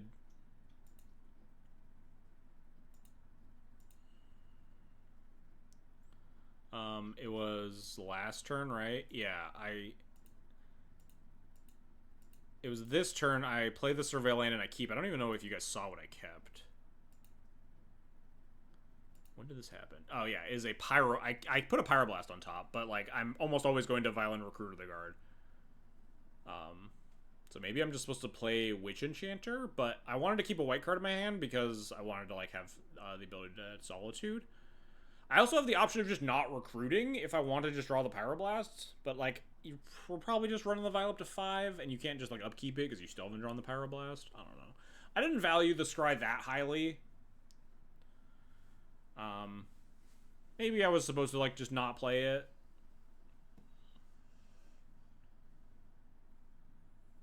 I just kind of wanted to like have all my lands in play.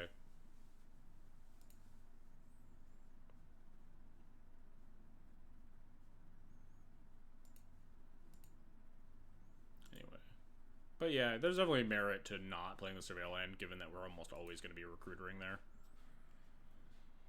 And we just end up shuffling the Pyroblast away. But, like, I don't even necessarily want the Pyroblast that much. Depending on what my opponent does. If my opponent played a Frog, then, like, I probably just draw the Pyroblast and leave the Vial on 3 and wait a turn. Then I'm kind of, like, time-walking myself a little bit. I don't know.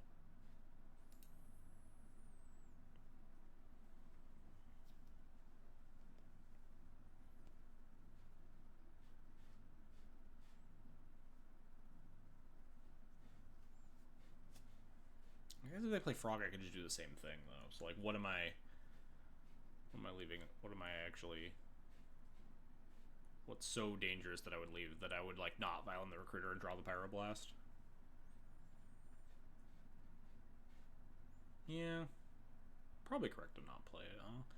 I definitely remembered thinking about that. I'm probably going to shuffle away whatever I Surveil. So, it'd have been wise to just not play it. We're never casting this Yorion into, like... with like this active Vial and stuff. It's probably correct.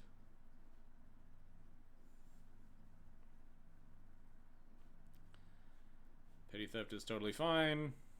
We flicker our whole board because it kills the Brazen Borrower by taking away the target as well. Gives them a bunch of useless illusions that don't matter.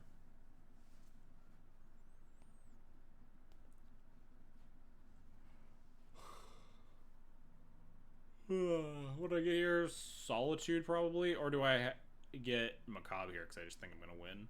I might get Macabre here if I'm feeling really safe about how the game's going.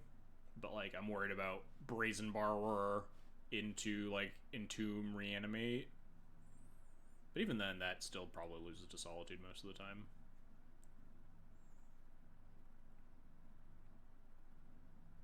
And then they just give up. Easy enough. that seems fairly crazy to play around. Well, when you're like that far ahead, you just kind of have to start. You have to like start thinking about how like what are the series of game actions my opponent could take that like actually have a chance in this game, right? We're just like so far ahead.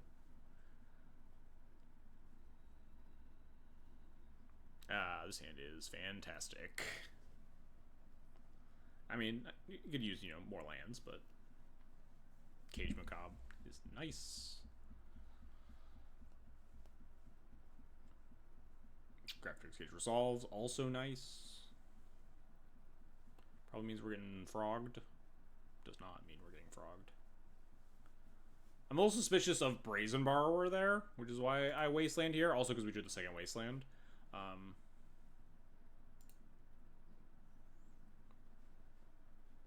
But I wanted to try to like sniff out Brazen Borrower that turn, which they did not have. But they cast the Entomb, which is great. I love it when I put a cast Entomb when I have Fairy Macabre in hand. Huge fan.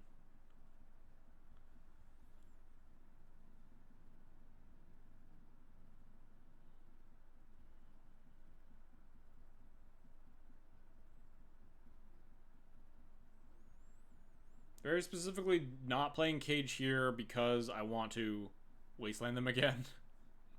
Which is maybe a little bit aggressive, but I'm also keeping them off of the ability to borrow my Vial, given how this game has been playing out so far.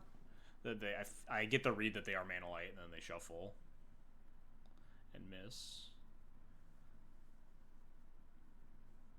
I opt to I've been like I've been not fetching because I didn't want to like fetch for Elegant Parlor. I just wanted to like, yeah. And then my opponent cast a Tomb again for the Archon. I kind of glossed over that, but yeah, just 2 juicy targets for this Macabre. I opt to fetch to cast the Vial there because now I'm open to getting Macabre. Not Macabre, getting Brazen Borrowed. So I'd like the second Vial ticking up at some point. Very specifically, don't cast the Cage this turn because I want them to borrow the Cage and not my Aether Vial, because I want them to go for it into my Fairy Macabre that they can't beat.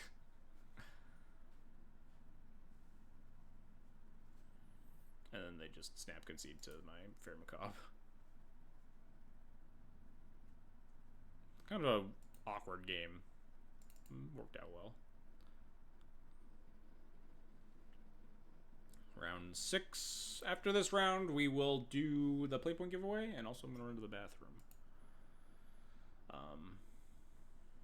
Someone remind me before, so I don't go into the quarterfinals. That first hand got skipped over. Generic Kana. I don't know if I knew what they were on. Dang it. Fucking replay. There we go. This hand very clearly sucks. Music that you won game through without ever putting a creature into play. That is true. That's pretty funny. We're gonna put it in probably not even put in that Skyclave. Take the Vials up. I don't even know what the first creature I would put into play was. This hand is pretty mediocre, but we're on 6. I guess bottoming the Magus kind of makes sense here. Maybe you could bottom the Wisp with this hand. Wisp is at least castable, but like it's not good castable.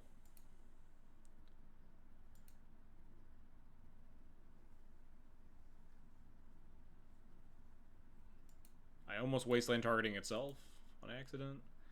Wasteland Hedge Mage specifically here. Hedge Mage's Mill Nadu is a little suspicious to me. It means that I at least my read is that they're probably land light. It could be that they have enough action in hand, but like Nadu's such a fucked up card that like if you have the mana to cast it against Yorion basic planes, like you probably would just want to draw Nadus, right?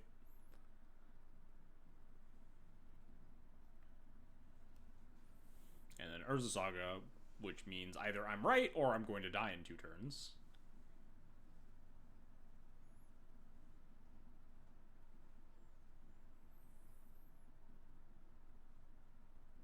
And then the Flooded Strand means that I'm probably going to die in 2 turns.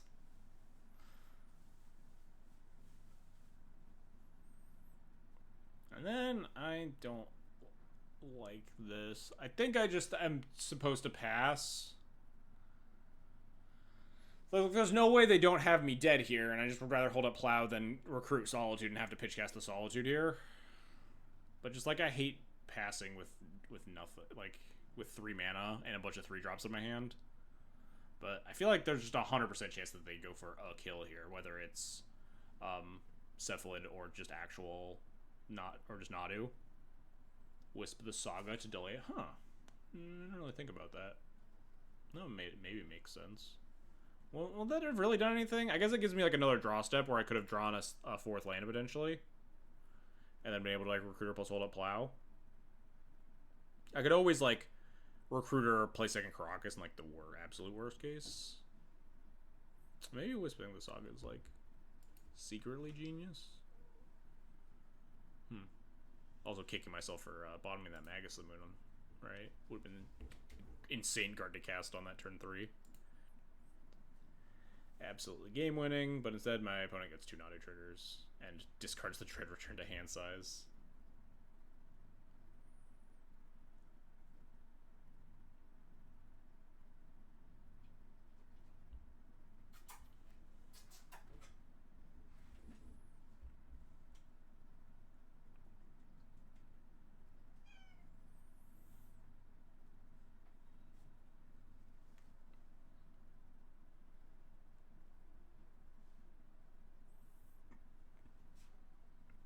And then they have Illusionist, and then I try to plow their thing. And then they have Force for the plow, and then I die. But I do wait to see their whole deck because we're in challenge. Good deck info. Doesn't seem number of cards just to not Solitude and then Bombo the Nadu on your turn. No, they draw 1 extra card, right? Because they draw 2 off of the Nadu on their turn, and then I have to target it again to kill it. They draw a 3rd card. Notably, they are on no Cabal therapies. They're on the Memories Journey.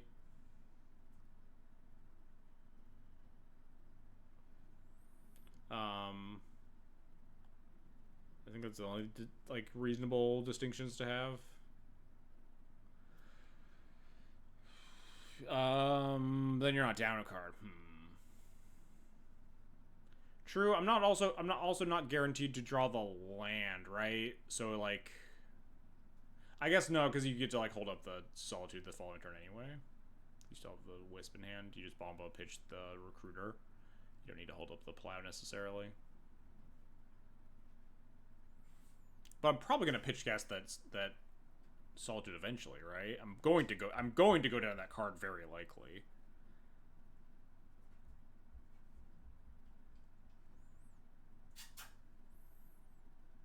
But it does utilize the Bombardiers, which is usually not a super good card in this matchup because of the sorcery speed removal aspect of it. So I can see that. Getting an actual creature out of the way with the Bombardiers doesn't always happen because of like the ability to pressure you on their own turn like that. That makes some sense to me. More so using the Bombardiers as a removal spell when it's able to, rather than like not going down a card. It is going to give them an extra card because I'm almost always going to be pitch casting. But it does utilize my sorcery speed removal in a matchup where instant speed removal's at a premium. So yeah, I can definitely see that. Breakfast is a hard matchup to play against. And I just never play against it enough. It's like always very tricky. I always find myself misplaying a lot. This hand is maybe a little loosey-goosey, but definitely a keep, right?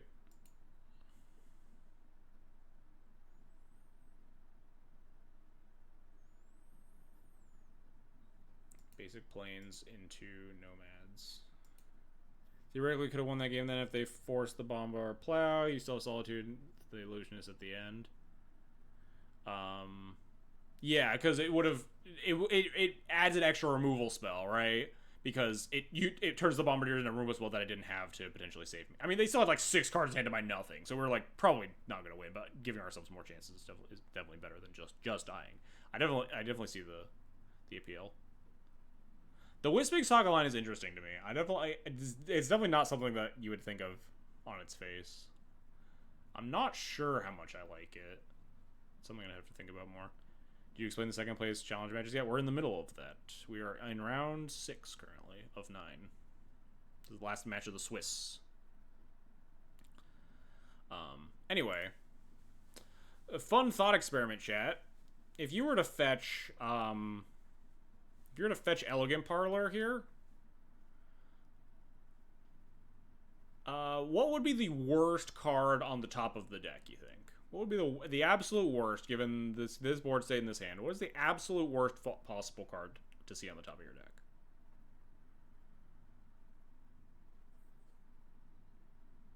Let's see if anyone can get it.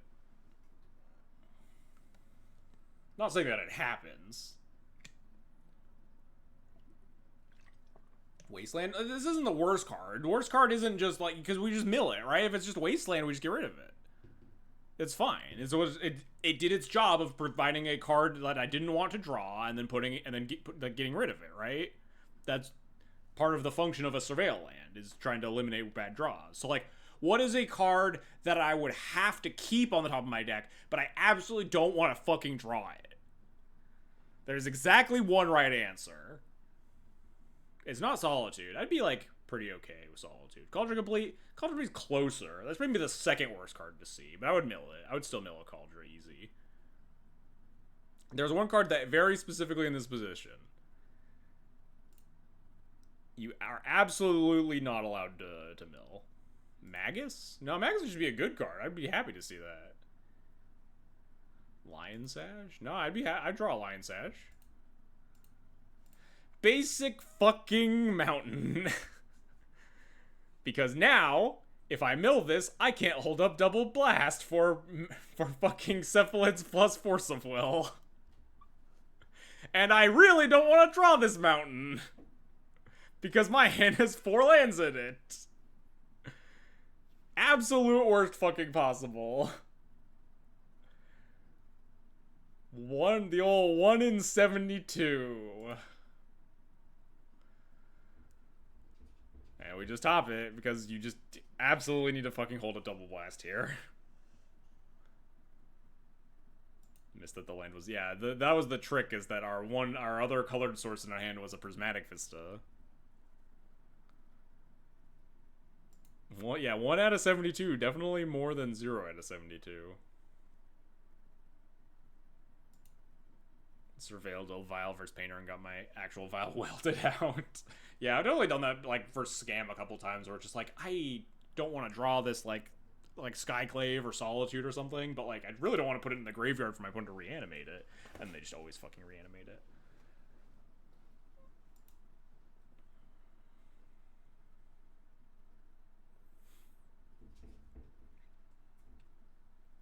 So, my general school of thought against Breakfast is to just hold up as many shields as possible at all times, which means not casting the Stoneforge Mystic. Maybe that, I mean, given the amount of lands in our hand, I think we're kind of just fine to just sit on our heels and wait a little bit.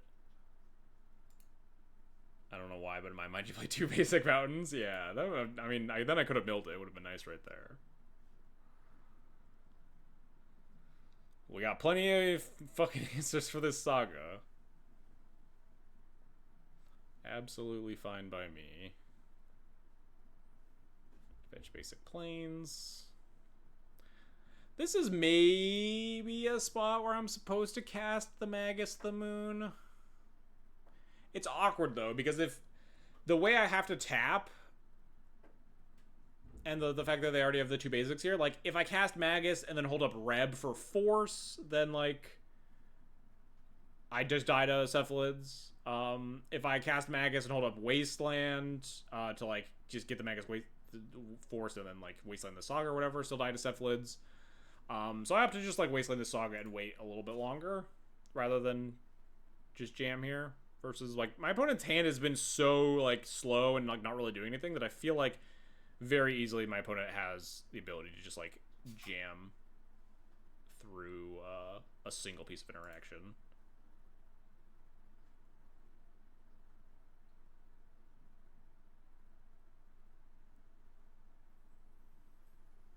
So now we can play the Stoneforge, but then we instead draw Aether Vial, which I think is fine to just Wasteland and play Aether Vial here instead. Again, our hand is Infinity Wastelands, so I'm kind of fine. We have the 3rd one still, and the Magus for potential Saga answers down the line.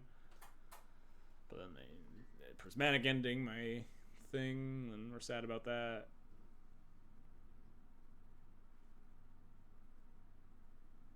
I wasn't sure. I don't think I liked this. I wasn't sure about it. Casting. I guess I do cast the Stoneforge, actually. I thought I cast the Mom here. I think casting the Stoneforge is right. Opt for GTA here over Sash, because GTA stops the combo as long as it's in play anyway. And it kills nomads where Sash doesn't. So if they find Nadu and get it through my blasts. Mill Memories Journey.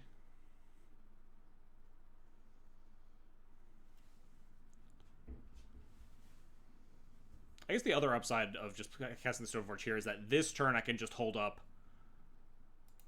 I shouldn't have Wastelanded. Why did I Wasteland this turn? Why did I Wasteland? I guess... Yeah, no, that Wasteland was stupid. I shouldn't have done that. I liked my first two Wastelands. I did not like that Wasteland. Kind of forgot I even did that. I think that was just kind of bad.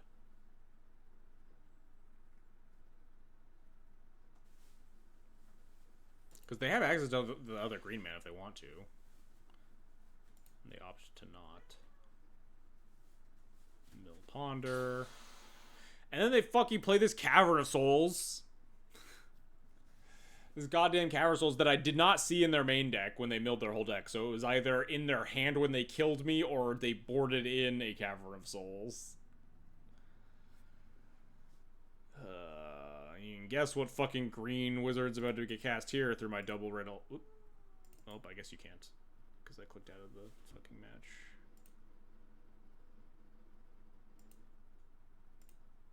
It's Nadu. Spoilers, it's Nadu.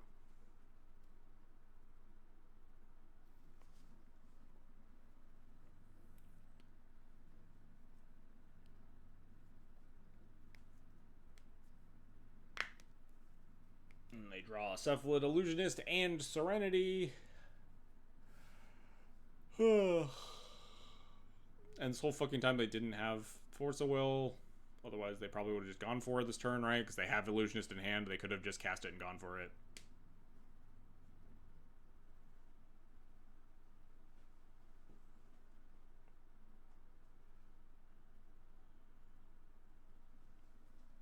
They have another Plow. Are we pretending the game continues from here? They only have 4 cards in hand. Like, we have 2. One of them's a GTA. It's very good against them. They have Cephalid Illusionist, Serenity, Unknown, Unknown. And our hand is Pyroblast, GTA, Solitude, Yorion. This game definitely continues from here.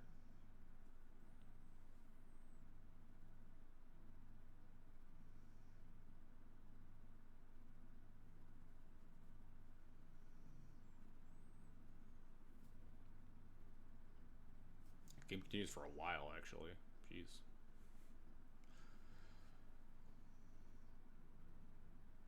We play this weird game of cat and mouse of, like, if I commit the GTA, then they commit the Serenity, obviously, so I just kind of never play the GTA.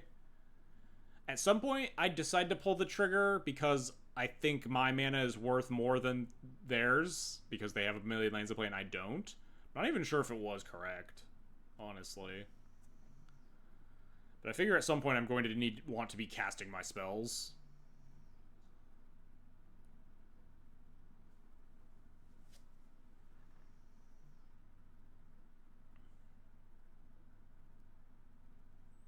This turn, I guess. I mean, I don't think I could have waited more, honestly, though. Especially with Stoneforge, I could always, like, put it on end step, untap, and try to connect with it. My opponent has 7 cards in hand, but we have 5, so, like... I also could have, like, waited until I drew a Skyclave and tried to, like, induce the Serenity that way. And then Skyclave the Serenity.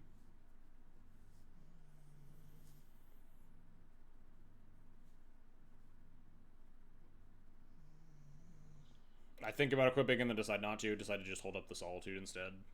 Like, if they pass again, I'm just going to hardcast the Solitude. Rather than using this GJ to kill an Archimedes and gain 2 life, right? I'm just going to jam Solitude on end step if they do nothing, so I have more pressure in play. They're at 11 life.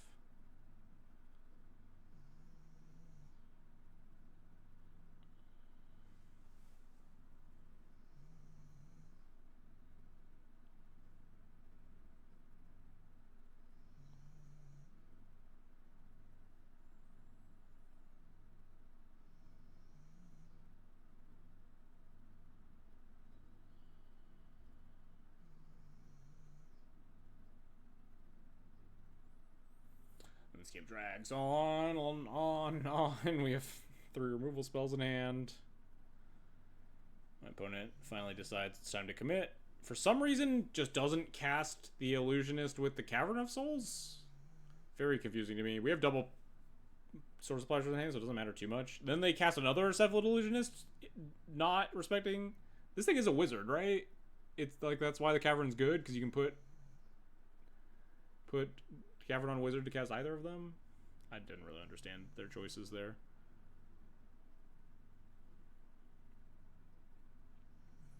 Surveil Lion Sash, pretty good. Means that Illusionist isn't a kill anymore. Put it in around Force of Will. Eat the Memories Journey. Equip to protect it from Swords to Plowshares. It's looking pretty good. We're immune to things that are... Also, specifically, they milled 2 Nadus off of the Illusionist that I targeted. Extremely good mills for me, yes. Arbitrary Diction, thanks for the follow, appreciated. Things are looking up. Look at that. We're living life. And then they fucking cast this Haywire Might. I was so mad at this one. Like, equipping the Sash here to play around Plow and then getting absolutely fucking bodied by this Haywire Might is so tilting.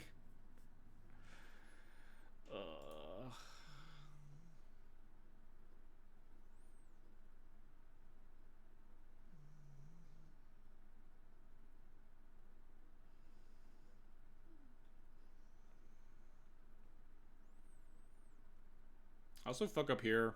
I have 1 more equipment in my deck, and it's Cauldra, and I should have just cast Stoneforge, and I wasn't thinking about it.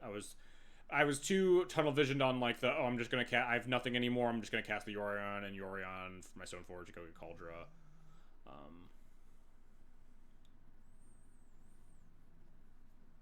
Would have been much nicer to have them hardcast Force of Will my Stoneforge. Then we get to keep a big 4/5 in play instead of a 1/2. And we get to protect the 4/5 with Caracas. But we get to do that Cauldra play this turn instead.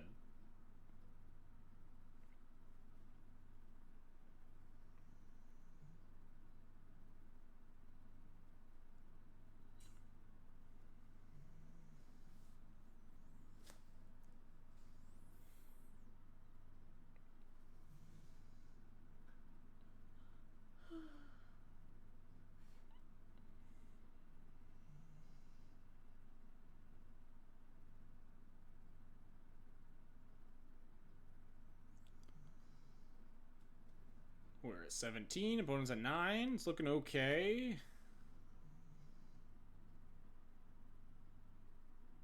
Nomads is not great news. It means it definitely kills us again. Draw more lands. Not good.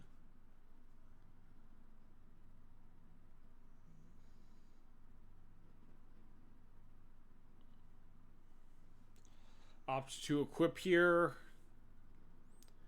Prevent more damage. They ponder no shuffle into fail to find, into ponder, into no shuffle again, into brainstorm, into trying to cast prismatic ending pretty clearly, prismatic ending the Stoneforge. Attack all is extremely bad for me. It means that their last card is Swords to Plowshares. And we just have to play into it. We don't have anything to do, and then they cast Swords to Plowshares, and we die.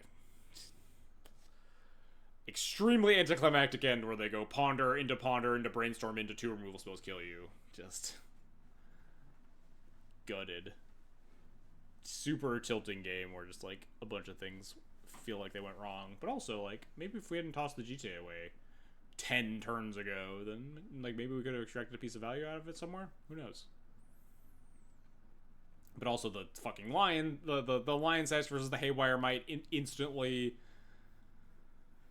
The cantrip, 2 removal spells. Ugh. Very bad. Very bad for me. Well, but then we sneak into top 8 at 4 and 2. Life's great. Anyway, let's do a little giveaway. Give it away. No, we got 3 more rounds. Oh my god, that's so many rounds. It's not that many rounds. So many of them.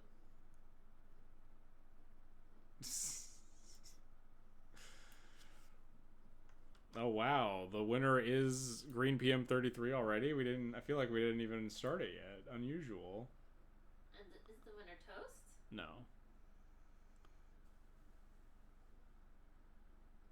I didn't know that would happen. I think I heard Toast. Could have waited on the GT until they had a saga. I guess like to induce them to blow up one of their own things. Yeah.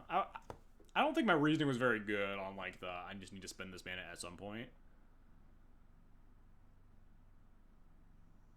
I think it's pulling from the last giveaway that was run, I think. And it just happened to pull you until I make a new giveaway. Anyway. We are giving away 120 play points courtesy of Daybreak Games. Let's just pull up this so we have something to look at, huh?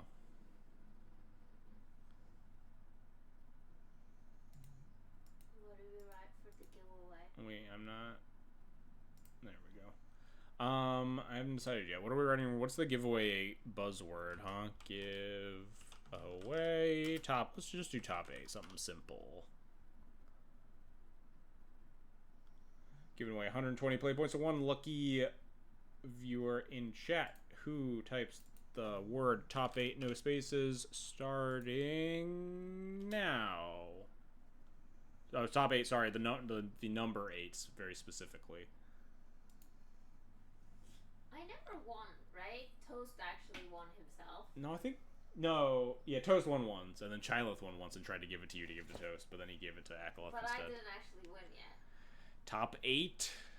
Anyway, we are going to run this for a little bit longer. I don't know how long. I'll be right back. I'm going to run to the bathroom, and then I guess we'll end it there.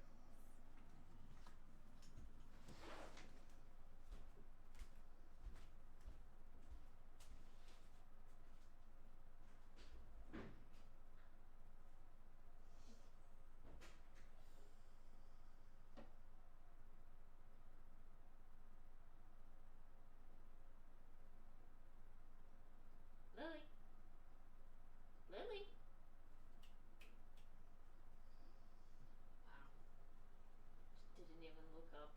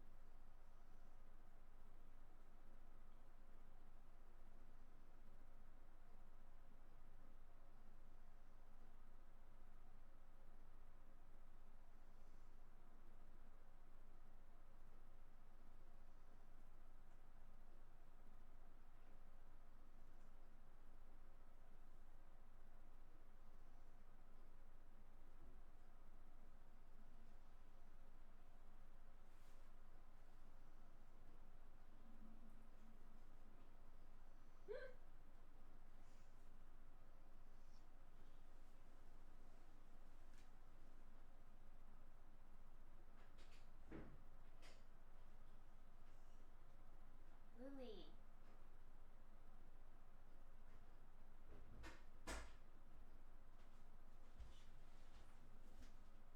What about her?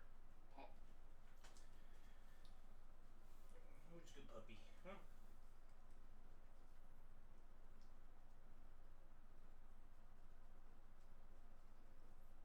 Give the play points to her. She didn't enter the giveaway. Hmm? She didn't enter the giveaway. Alright, looks like everybody's entered the giveaway. Get your top 8s in chat. I suppose top 2 maybe would have been better, huh? We did top 2 this event. Spoilers for the next couple of matches. But anyway, then the giveaway, huh? Giveaway. Oh, we got a couple more stragglers. Alright.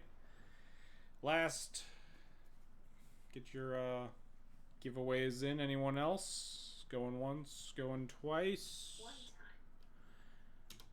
Winner is Joyful Waffle. That's justice in the world, right? We beat Joyful Waffle in the Swiss of this event, in fact. So it is only deserving that they win the play points as recompense. As there's another word for that, right? Delaware player definitely doesn't deserve it. Anyway, Joyful Waffle, enjoy your 120 play points. One day. Thank you everybody for watching tonight. I always have a lot of fun with these like challenge recap streams. It's always kind of like a refreshing change of pace to talk about, like, to like really go through your matches with a fine-tooth comb. It's something that I don't like to do. It's definitely a way to get better that I just don't do it nearly as much as I should. We did find lines like the Magus the Moon versus Ibugen and stuff, you know. Anyway. Also, shout out to Daybreak Games for letting me do these cool playpoint giveaways. Anyway, we are back for the top 8. We have snuck into the top 8 at 4 and 2. I guess not really snuck in. We had the best breakers because I think like 3 or 4 of my Swiss opponents were in the top 8 of this event. Hey, Not Huck, thanks for the follow. Also, this is the top 8 of the event. We are venturing very close into my brain is like becoming sludge because it's just later and later into the night. I see this opponent's name and I go, oh, I played against them. They were my round 5 opponent and not the person I just played a fucking grueling 2-game set against. I fully think they're my round 5 opponent who is on Scam, who is also in the top 8. I think I keep this hand against Breakfast anyway, but I kept this hand thinking that they were on Scam for sure.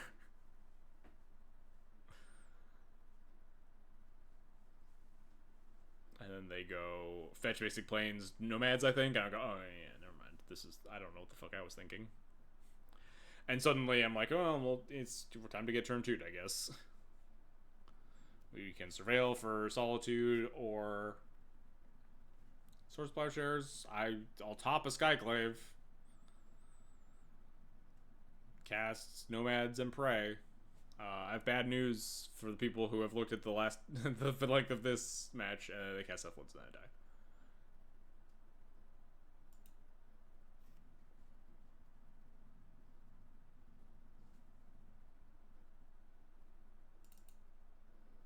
Game 2.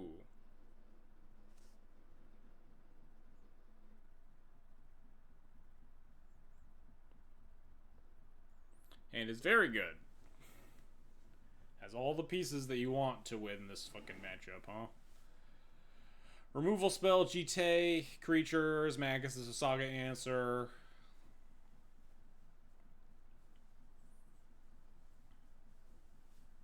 We draw Path, which is really nice. It means that I can cast this Plowless Hairwire Mite to save my Aether Vial. Everything looks great.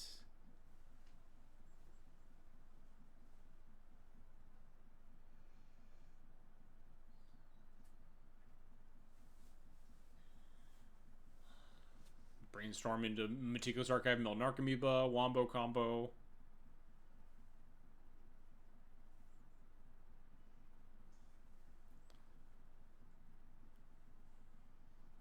Obviously not tapping out for Jite in a world where my opponent could, like, cast, like, 3rd land Nomad, Cephalid kill you.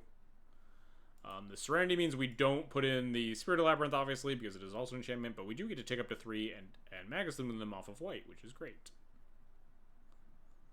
This is maybe playing a little bit too safe. Oh no, I don't cast the Jite here, obviously, because it gets blown by the Serenity. But, like, I wouldn't cast the Jite there anyway, because I'm a little bit scared of, like, Nomad Shuko, but maybe a little bit too safe, huh? But then they have Nomads plus Force of Will, so maybe not too safe, huh?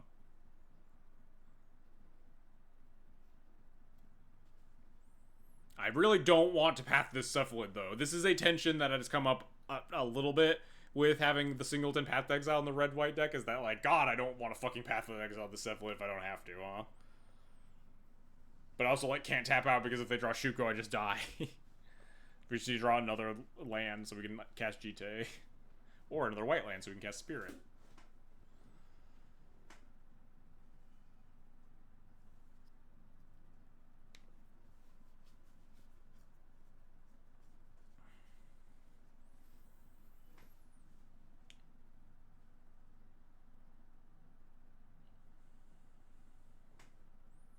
Two Cephalids is very scary. It means that this, but it also means that we don't have to hold this Path to Exile anymore because we are just dead if they find.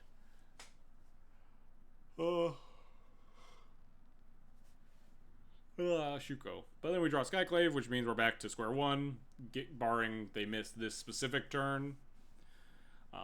We can go back to holding on Path to Exile forever. They cast a Ponder in my Spirit, which is great. We finally get this Jite online, plus this Path to Exile to potentially answer the Cephalid if they ever find the Shuko.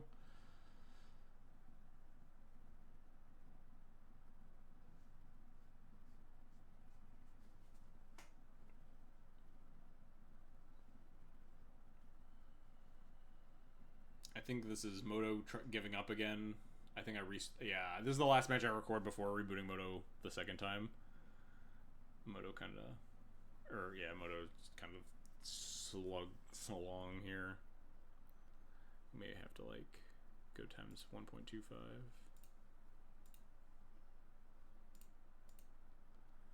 We draw Solitude, which is nice. I foolishly equip an attack instead of casting Stoneforge Mystic. Or just Solitude the fucking Cephalid and then attack. Because I completely forget that this thing actually has text other than kill you. It stops damage, which means we can't connect with Jite this turn. I don't know why I don't just, like, Solitude that I do. Okay, never mind.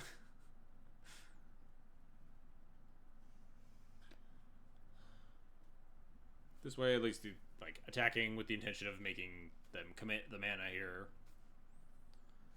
So they can't, like, you know, cast a Brainstorm or something with the blue mana, cast a Brazen Borrower or what have you. And now we can go get Kaldra, and Kaldra can connect through this stupid Illusionist activated ability.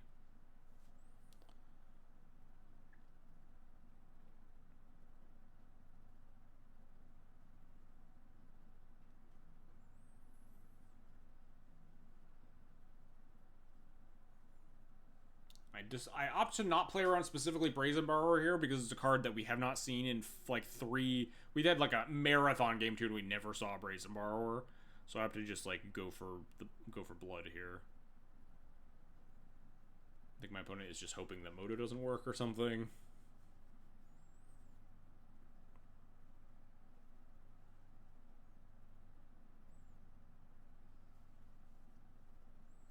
Get a little bit of nice information that they've consigned to memory. Another card that we did not see in our marathon game 2 against them in the Swiss.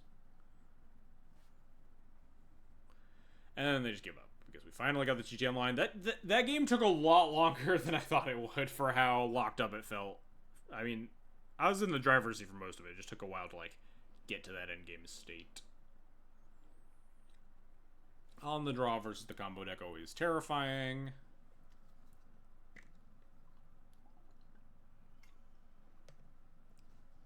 Hands, not bad, not great.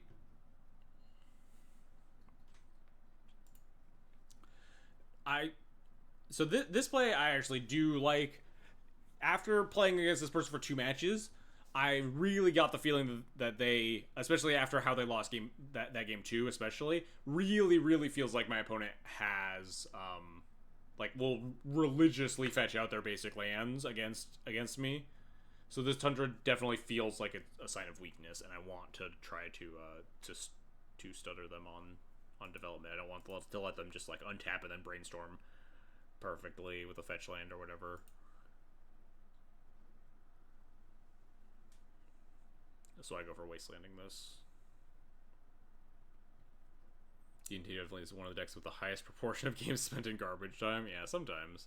We were like a little bit like our mana situation was a little bit awkward. We were like had a bunch of spells to cast, not enough spells to cast them while we were trying to hold up a Path to Exile every turn in case my opponent drew Shuko. So it was definitely a little bit awkward. Notably, we can tap out here because we can't die because they don't have anything in play. And it looks like they are clearly land light, given how these previous games have played out. They are fetching non-basics. They brainstorm fetch Surveil Land, mill Cephalid Illusionist, which is usually a pretty useful tool. And then the brainstorm again really definitely feels like they are stuttering on mana. They have Cavern of Souls, not a very strong land to play there. And for that reason, despite my hold up all your interaction all the time forever that I've been doing, I go shields down on if they have third land, both combo pieces plus Force of Will, then I just die here. But I want to go for the Spirit here to try to hose more cantrips, more sculpting, and they do actually have the Force Will. So I think this is correct. It's not often that I like to go it's not shields down because we still have Solitude, but I really like to hold up double interaction a lot versus Breakfast when I can. But all of that preamble about attacking their mana and specifically watching how they were fetching based on how they were fetching in previous games and the previous match that we played against them. These are things that you really want to zero in on.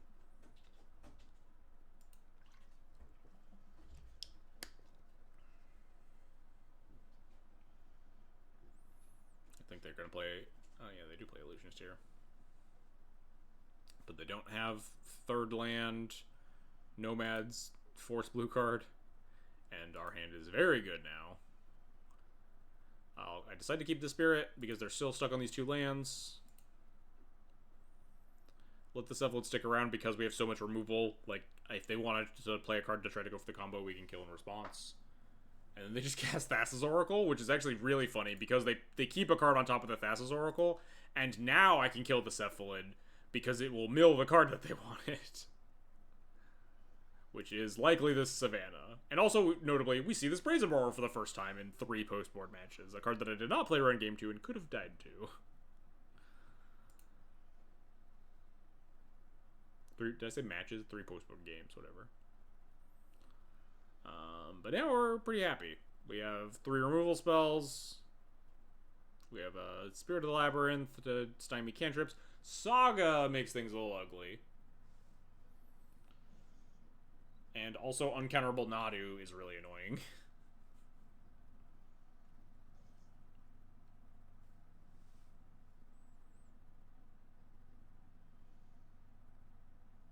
This fucking Singleton Carousel is absolutely beating my ass. Now I have to play out the second Mom. I had been sitting on the second Mom for a while. As Solitude fodder, but now I want to actually try to get pressure down, which means I want to be proactively protecting my Spirit to punch through.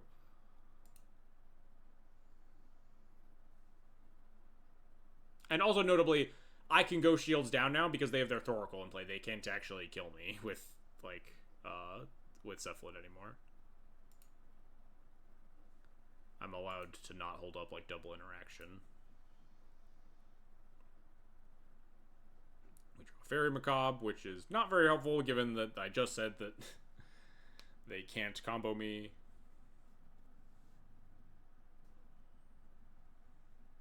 We're also still not allowed to attack because obviously we don't want to trade Spirit of Labyrinth for a construct token. These Mother of Runes are not very good against constructs. It'd be nice if we drew the one of Giver instead of the second Mom, huh?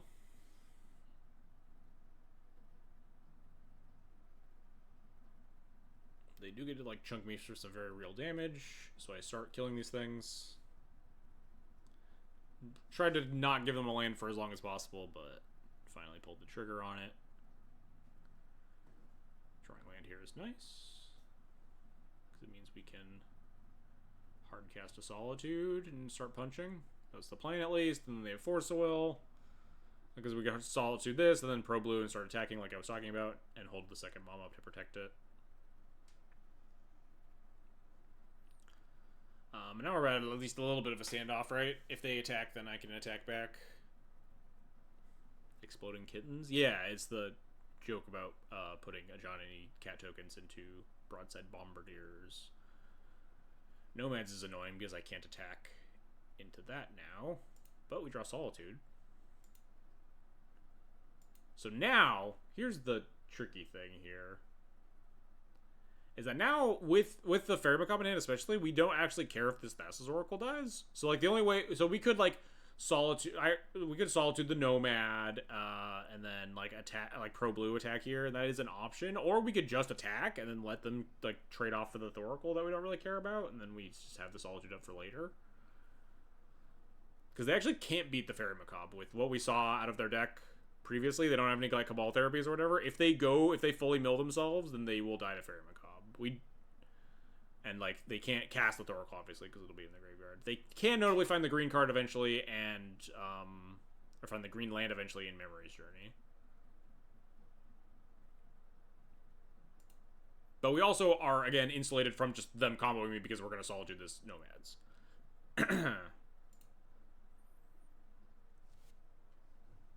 It's possible that I should have just Sorcery Speed killed the Nomads and then just kept pro-bluing, though. Maybe that was wrong. Maybe I go... Because we haven't seen the Memory Journey in this game. I think the previous game they pitched Memory Journey to force.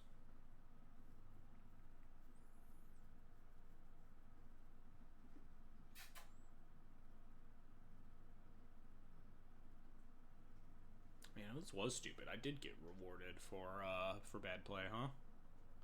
On your streaming, only 2 more matches of replay here. Because if they drew Greenland, I think we die, right? They mill the Memory's Journey here. If they draw Greenland here to cast the Memory's Journey, then they just shovel the Thoracle back in and then we die in the following turn. No, we can retarget the Cephalid and kill them. Never mind, we're fine. All according to plan. No, they sack the Cephalid to the Dread Return, and then we Fairy Macabre, and then they would have Memory's Journeyed it, and then we would have lost. Never mind. That was stupid. We should have just Sorcery Speed Solituded the Nomads, pro-blued and attacked, and kept that plan. But we got extremely rewarded because they didn't draw that green land to cast the Memory's Journey. So go us, huh? That was a bad play. Don't do it.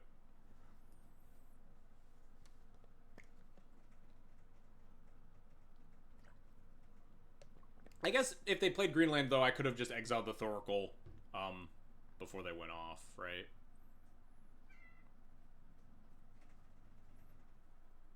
I just exile the Thoracle before they start milling, then they don't mill out, but we are protected. So I guess, it's tough. May you always choose bad plays and end up working. That's definitely not the thesis of this challenge, that's for sure. We definitely have gotten punished for making bad plays, too.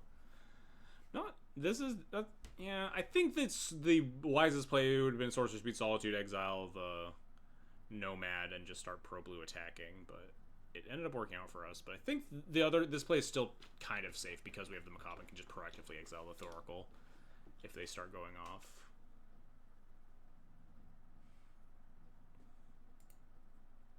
But anyway, we finally fucking win, huh? Fucking grueling, playing 5 games against Breakfast in a row and losing the first 3, but then we win the 2 that matter. And now we play against our previous opponent, who was our round 5 opponent, I believe. Who is, in fact, on Scam. Is this your finals match? No, this is semis.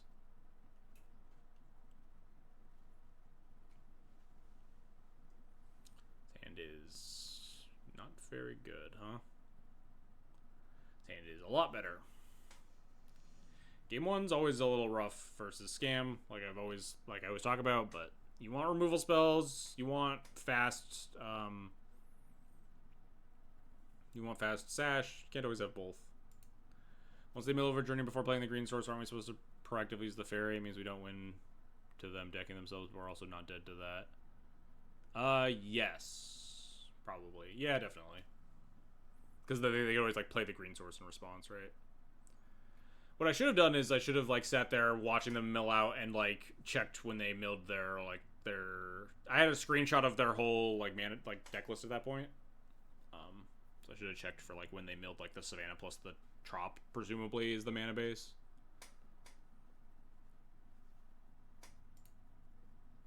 But it was like 11 p.m. probably later at that point. Start playing real loose. Moto freaking out there a little bit. Like, skipped through 2 turns, but they played a Tamiyo on turn 1, and then I untapped, and then I played a land, and then I plowed the Tamiyo. Moto wanted to just skip through that whole thing.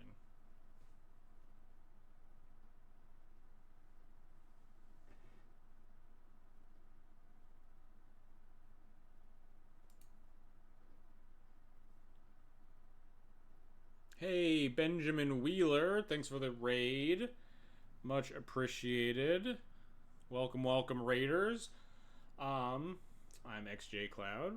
I'm primarily a Death and Taxes streamer. We're going over my challenge second place finish in the Friday Legacy Challenge right here. We're in the semifinals right now.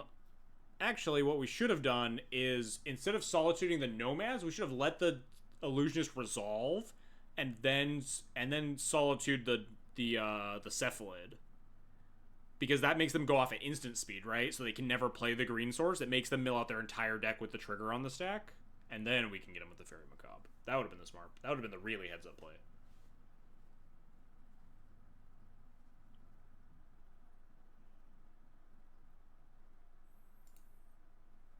And then they have second Tamiyo, which is unfortunate for my plowing the first one. Presumably, if they have the green source, they're supposed to play it before Lucius. Yeah, and in that case, then we just fire off the Fairy Macabre before they start comboing, and then they just don't combo out. We surveil this Caracas to the top. We get to bounce the Tamiyo. Life's great. A Tamiyo start against Scam is always like you're very ecstatic to see it as Death and Taxes. It's just so much more beatable than if they just, cast Entomb and then kill you.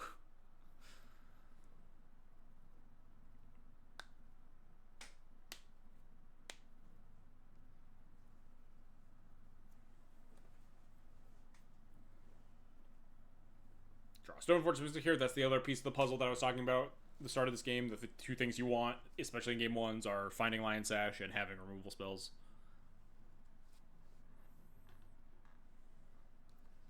I should have played this Witch Enchanter. I was like hemming and hawing over it. Because I kind of wanted a white card to pitch to the Solitude. I didn't really necessarily want to pitch the other Solitude. But if I get to next turn, I'm always going to want 4 mana here. So I can Sash, I can put in Sash, I can activate, and I can Caracas this Tamiyo, presumably. It's also, like, I can just pitch Solitude to Solitude if I need to. I'm probably not pitch casting both of these Solitudes. I'm likely just going to have to bolt this Witch Enchanter next turn, which also doesn't matter a ton. Your life total isn't super important versus Scam, but it was a conscious decision that I landed on and eventually decided to make the wrong decision and not play it.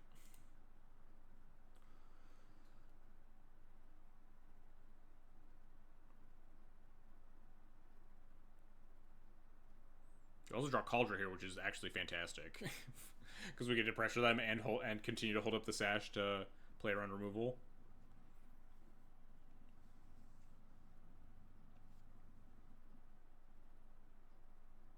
New art for Cauldron for a second there. Yeah, Moto's was really struggling on these replays. So now we just get to, old no haste Cauldron at the old end step. And then slight misstep here. I should bounce this it's very, very small because it's almost certainly not going to matter. But if they happen to draw Brainstorm and didn't flip their Tamiyo on their own turn for some reason because they wanted to have it not die and then wanted to untap and have some weird plan, if I bounce the Tamiyo now, it means that if they Brainstorm, I can just attack the Tamiyo and clear it rather than letting them flip it. But it's extremely minor. We really don't care about this Tamiyo at all.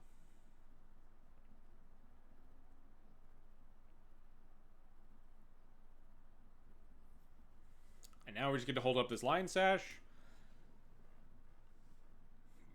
and have pressure in play, and we have this Solitude. Life's good.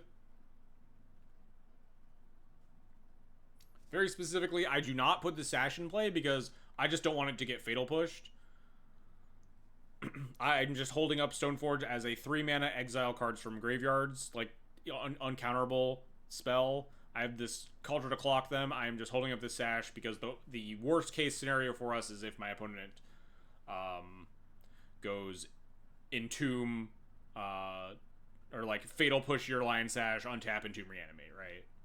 And that is what we're just trying to avoid this whole time.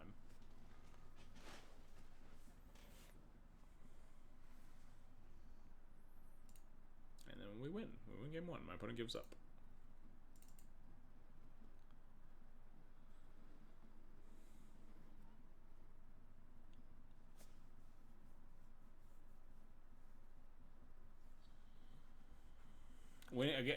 We win a lot of game ones versus, like, 2 of our 3 game ones versus Scam this challenge, which is really nice. It's just really good for you to win game ones versus Scam.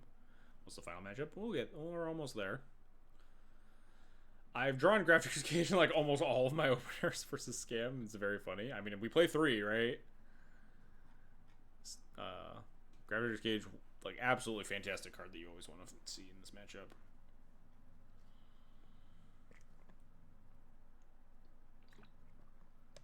A little bit of a weird back and forth with Mana Denial here.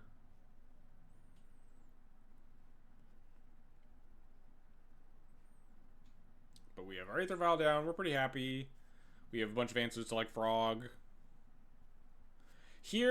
I fuck up right here. Very easy thing to miss, as we're about to see.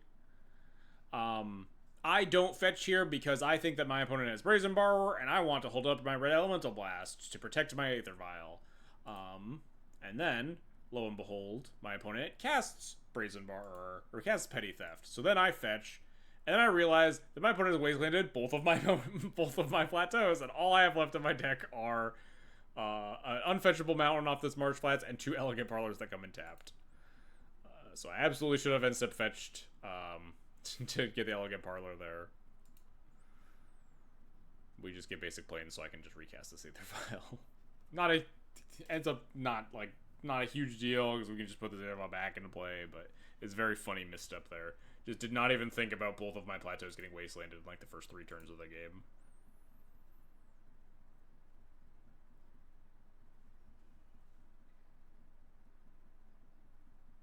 Very rarely does it come up. So now, wizened from my previous turn cycle, we fetch our Elegant Parlor. And then we keep more lands.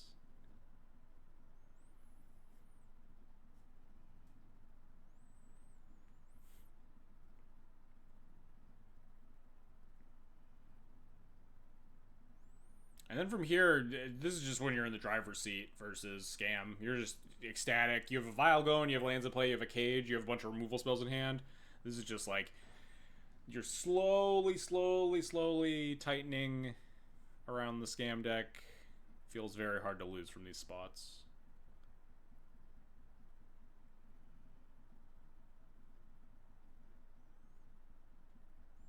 Basically unlosable spot with safe play. Yeah, very close to it. It's really nice too without Grief in their deck, so they can't, like, do this, like, weird mid-range plan where they try to, like, carve their way through a couple of the removal spells by just, like, casting a Grief that you kind of have to plow and then lose another card to it.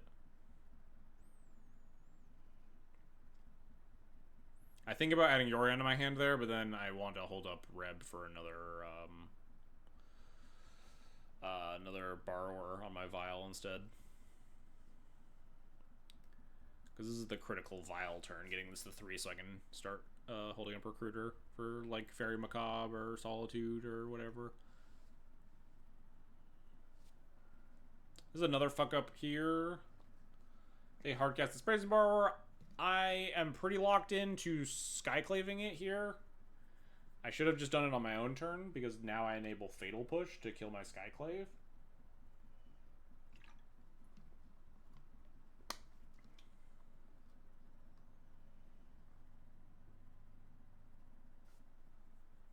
Path of Exile now better in Legacy than Modern. Yeah, Path of Exile barely, and then lo and behold, get punished by the Fatal Push. It is fringe playable in Legacy and not very playable in Modern, that's for certain.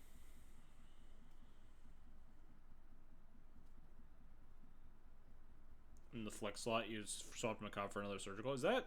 No. Is that in the sideboard guide list? The sideboard guide list is a tiny bit older. It's like 3 cards different. This is a slightly iterated on. This current list that I have right here has been slightly iterated on since I built that sideboard guide. So the sideboard guide is like slightly off. Not specifically recruitability is the interest in it. I like it because it's uncounterable versus scam mostly. Although it is recruitable right here, in fact. Good timing on the question. This is a show of massive strength. I have a bunch of removal spells in hand. I just want to make sure that my opponent doesn't, like, have Brazen Borrower plus Force of Will for my blast plus Entomb Reanimate or some insane combination of shit that's going to kill me here. There's just, like, no way I lose to creatures.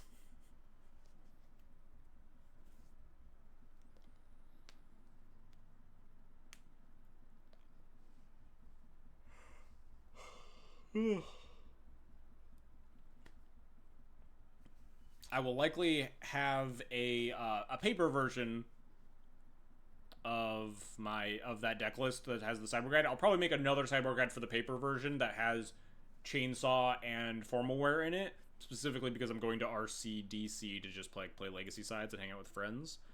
And I'll very likely be registering this deck with Chainsaw, so probably next week after,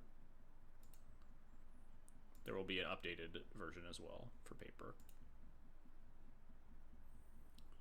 3/3 has bad intentions, though. It tried, yeah. Well, it tried, and we drew literally anything. We also have 3 different removal spells in hand for it. I think I just Solitude it here. Yeah, just fucking kill it. Am I planning to play Pioneer? No, I am not. I'm mostly going because I went to DC earlier this year for Jarvis's charity event, which was very fun, but my wife missed out on going because she got really sick. So we have a bunch of friends in DC that she didn't get to see, so mostly just like a nice little vacation for us. Get to see our friends actually go to DC. And it's nice to travel to a Magic event and not actually play the Magic events, so you can actually like do touristy stuff. We get to go, you know, go to the national, what's it called? The park? What's that? National Mall, is that what it's called? I think so. I'm not American, man. I don't know. I went there once in 8th grade, I think. Anyway. Mall, yeah. See toast, that's the most important part. Not the most important part for me. No, the most important part is seeing toast. Although we're getting the matching tattoos at Eternal Weekend. I have to plow here instead of like adding your into my hand and flickering things. I'm playing around a consigned to memory. I don't want to like get a bunch of my shit consigned. And again, massive show of strength is just like we're super far ahead. We really don't need to like we can take pretty conservative game actions here. At the same time, I am qualified, so like if I went, why wouldn't I play? Well, my reasoning is it's not Legacy, so why would I want to play it?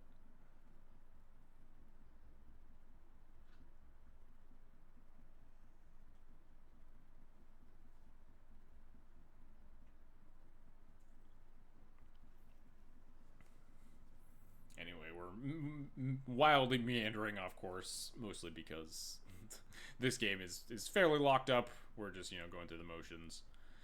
There's maybe merit like playing around a Toxic Deluge plus Consigned to Memory on Yorion at some point this game. It's like one of the only ways that they like maybe get out of this, but it's just I'm pretty sure I could even beat Toxic Deluge.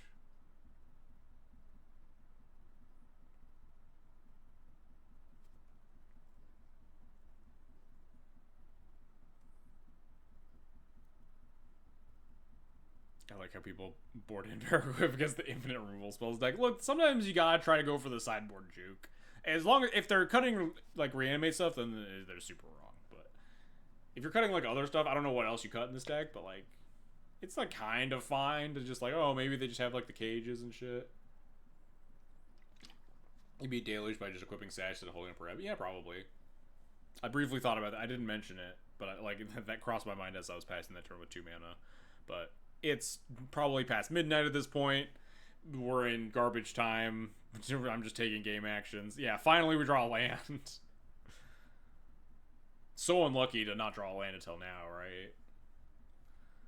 Opponent has Fatal Push, targeting the Lion Sash. I actually don't Yori on my entire board. I literally just Yori on the Lion Sash. I probably should have Yori on the Recruiter too, but I just, again, playing around Consigned to Memory specifically, which is like a card that maybe is in their deck. I don't know. There's like no reason to flicker my entire board and then, you know, lose it all to Consign for no reason. Still probably win that game, but again, garbage time. And then yeah, see if I'm gonna be playing the matches. So 2+2 is 5. If I hope you enjoyed. Sorry that we were kind of going through the motions there on the last couple of turns of that game, but do they correctly replicate the consigned to player under Reb though? I think they probably would. My previous opponent did, right? Joyful Waffles, I think, replicated a consigned to player under Reb during our match. I hit the Stoneforge and the Recruiter. That is the whole board, besides the Solitude. I think there's no reason to look at the Stoneforge. You can look at the Recruiter to go get like another Solitude to beat another Barrogoyf or something. And then if we get consigned again, they still have the 4/5 and just beat them the hell up.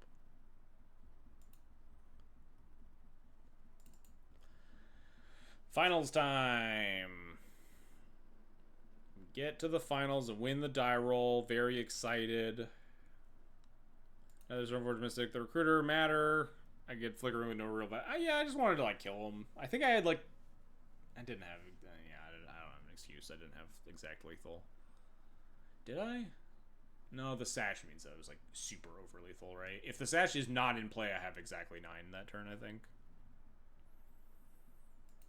But with the Sash in play, I have like 13 or something. Hand is so close to keepable, honestly. Sometimes the surveillance do punish you, huh?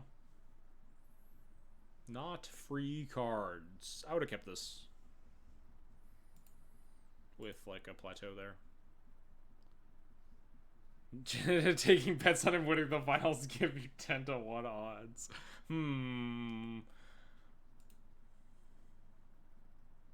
Sounds fine though. Fairly happy with this. Bottom one of the vials.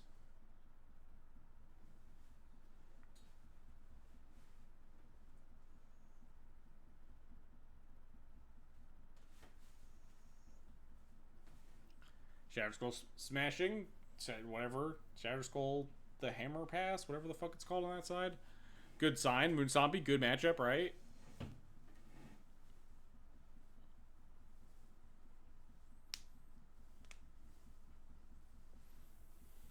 I don't actually know. I think the Ajani's probably a little bit better to play there. Doesn't matter a ton because everything dies like Fury anyway. But it's probably a little bit better. It might encourage them to have cast a Fable that turn that they like don't cast if they see the Spirit. Ajani's a little bit better as like a surprise blocker though if they like have a Bombardiers that they try to attack into and you can like stack block a 2/2 out of nowhere. How do you feel about this matchup overall? I'll talk about it as the game goes on. Traditionally, Moonstompy has been an extremely, extremely free matchup for Death and Taxes. I'm gonna look at some Pyroglyph here, which is really fucked up. It's fucking 1/2. Kills my Spirit, kind of punches me for the Spirit versus Johnny play we were talking about earlier. And now we kind of play into a Fury here, but not gonna not put in my 2-drop with my Valon 2 that's going up anyway.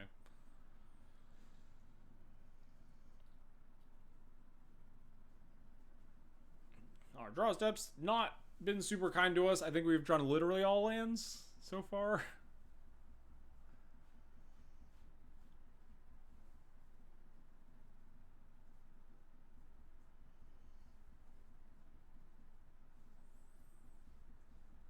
And then we get Furied. Life's bad. Surveil the land, yeah.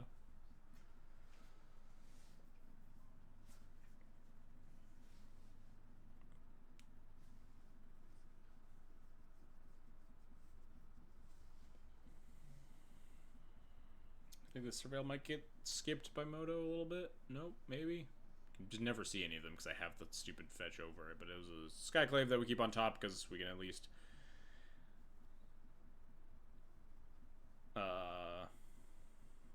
Skyclave this Chromox and this Pyroglyph. Chat, would a Gonjo Castle have been good there? Yes, actually, right? Yeah. Probably not playable in red-white, huh?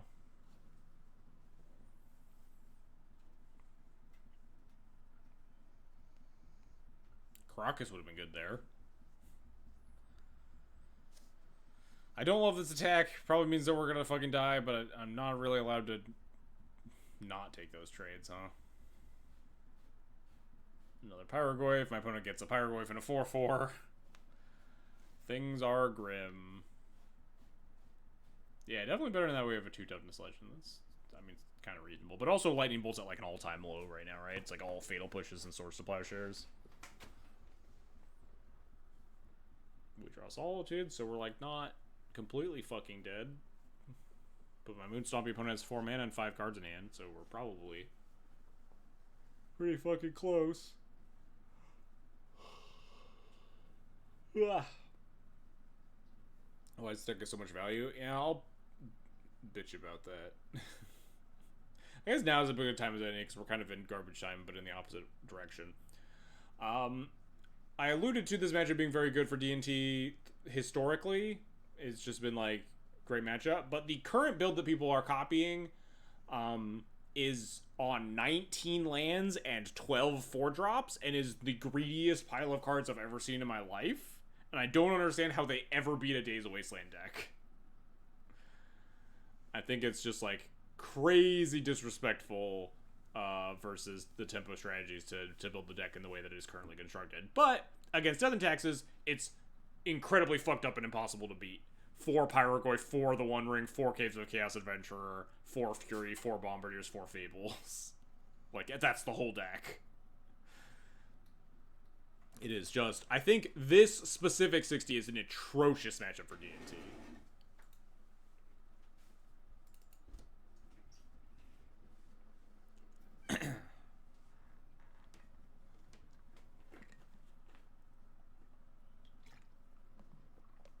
Also, our draw steps were really, really bad there. We like just kind of fumbled around and didn't do anything. It was pretty awful. Now, chat. Now comes my favorite part that I've been building towards the whole stream today. Favorite. So the people that were in chat for round 4 may recall a certain incident regarding 2 1-drops in my opening hand,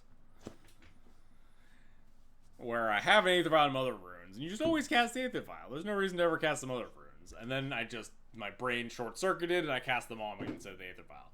Certainly that would never happen a second time in the same challenge, would it? There's no possible way he would do it twice. There's just no way that I would not learn from my mistake, and I would do it again. Now, in my defense, this one is at 1. It's like fucking 1 in the morning playing this finals. A little bit more respectable to play this one. But yeah, we do it again. Just don't play the Friday Night Challenge, folks. Honestly, this one actually works out. It might have been better than playing the Aether Vial because he immediately Fiery Confluences. So, like, I think I'd rather play Aether Vial on turn 2 than Mom on turn 2, honestly. Given that he probably is going to, like, Fiery Confluence, shatter my Aether Vial, and deal me a bunch of damage or whatever. This one, I think, works out a little bit in my favor. Somehow. But, man. Insane mom value? Yeah, crazy mom value.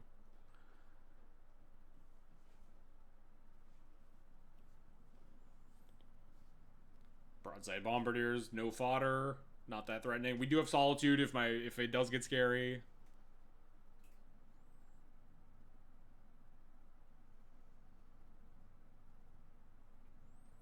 We get to fetch Surveil Lands, which is nice. God, Surveil Lands are so good. Surveil Lands are honestly like one of the biggest things keeping me from playing mono white again. I mean, other than like mono white not having the tools to attack a lot of the matchups that I want right now, but like Surveillance are just so busted. Just like, did we really need to make fetch lands even better? Mill this Aether Vial.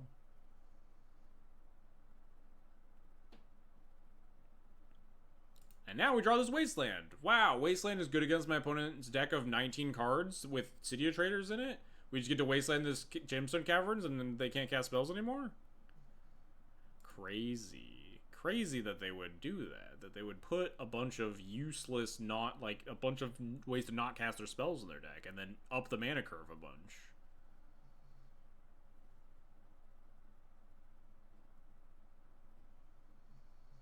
I couldn't tell you why I Solitude this. There's just like no reason to Solitude this Bombardiers. Why did I do this? Is it because it was 1 a.m.? There's no reason to do this.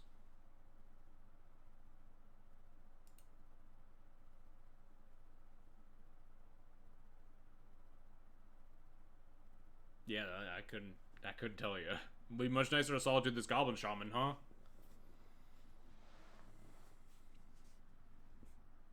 And then we just draw Solitude anyway, so we're kind of fine. But then we would still have...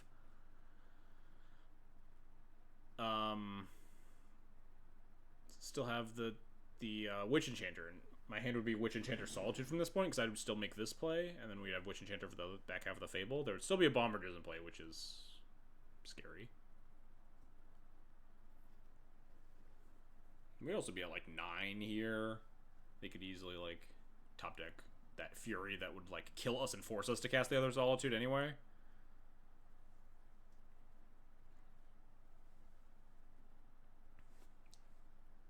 But I opt to mana deny because this deck just actually does not have good mana at all.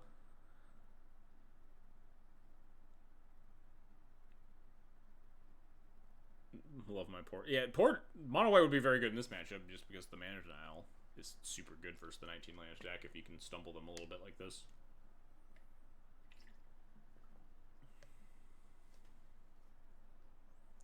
If only my opponent put lands in their deck instead of a handful of 4-drops. I have to leave the Vial on 3, our Yorion's gone, and then we draw Bombardiers, which is actually like one of the best possibles.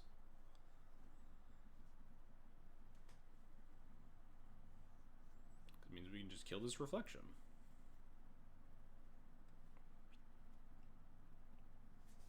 Curious to see what people in chat would do. I opt to kill this Bombardier with the Aether Vial and keep the... I think this is just correct. I guess I'm not that curious what people think, because I think I'm just right.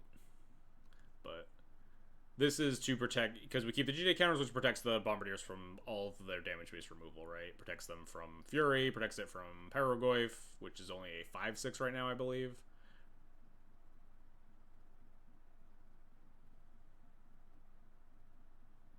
Yeah, with Yorion's down, this Vial's like not that helpful. It's good with exactly Recruiter, but we can just cast Recruiter and still be okay.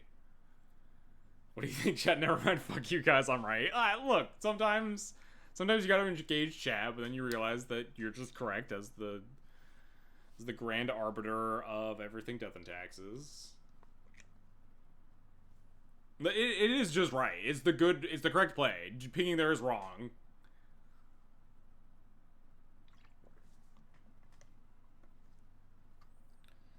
Land, find land, please. My begging you, deck, just draw me anything. My God, what is a real question that I would think about, that I am curious, is like how many counters are you using to pressure your opponent? How scared of your opponent like finding another shadow effect for this GTA and all of your efforts of building up these GTA counters is wasted versus stockpiling these GTA counters to try to kill something, right? Because you do need a lot of GJ counters if the opponent just has, like, Pyrogoyf, right? If the opponent just plays, like, Pyrogoyf, target your Bombardiers, you have to lose 2 GJ counters to pump your Bombardiers out of range, and then you have to use a bunch of GJ counters to try to kill a Pyrogoyf. Like, you do need a big chunk of GJ counters here. I have to use exactly 1 here to pressure a tiny bit.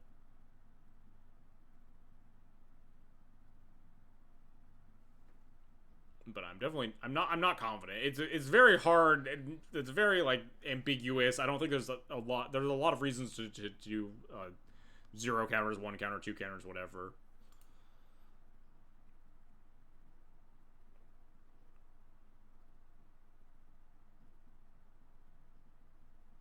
Opponent casts this Fury because they are literally dead if they don't. With 0 cards in hand, so you can't play around much. Well, we can play around a lot, right? That's the thing. We have 5 G-Day counters. That allows us to play around a lot of things. Hey, Peaceful Turnip. How's it going? I heard Pyroglyph 2 costs 3 and has Wither. Brutal.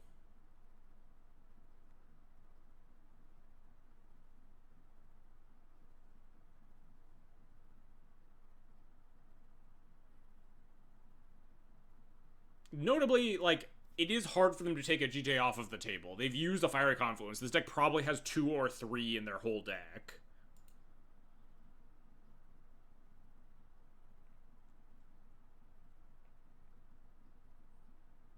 They're 17 cards deep in their libraries. Like, this GJ sticking is, like, pretty likely, I think. Is that a Fetch to Thin? I detect very much so. Happily Fetch to Thin here when I'm at an effective 19 life. If I need to gain some life. I think I probably should have, like, pumped once there, maybe? I don't know. It's really hard and unintuitive, and I don't think there's any, like, rock solid evidence to go one way or another. But then my opponent immediately draws exactly City of Traders into Fiery Confluence. Worst possible.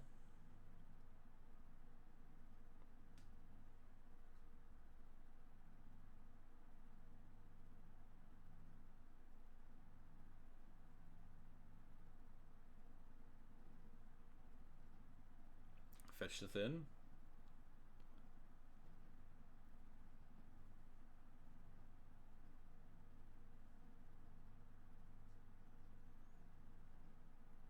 Draw Cauldron Complete. Kill them, maybe? Please? Please, deck? Draw non-land.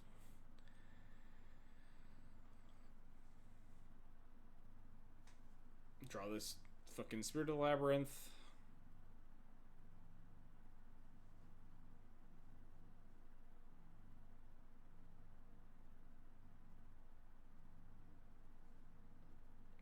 I fully expected to get 3rd Furied here. Pyrogoyf, still very bad.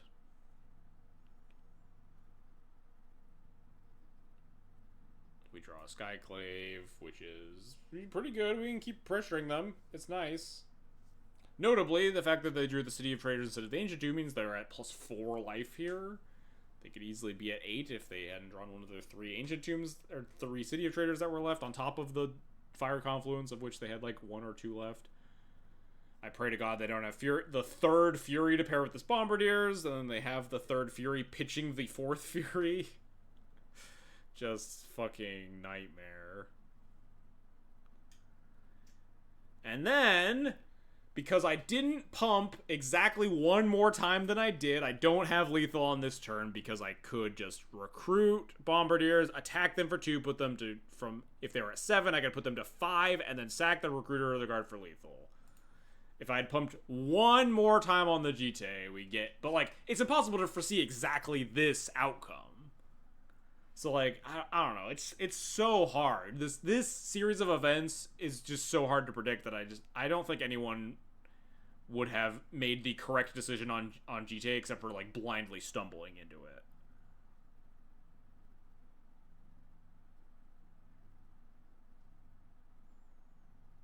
I was gonna say you're drawing a hop, but your opponent was like, yeah, opponent was like drew after we cut them off of mana. They drew like actual perfects. It was like the City of Traders plus the Fiery Confluence plus the Pyrogoyf into the Bombardier's Fury, pitching the 4th Fury, like.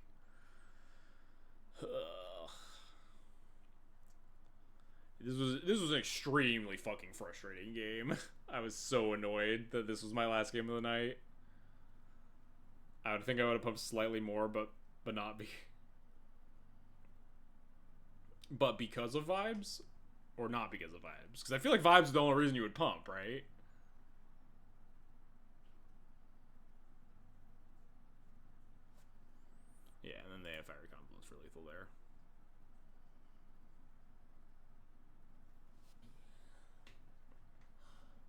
Mono red after board is a massive pile board. Yeah, but like it's not.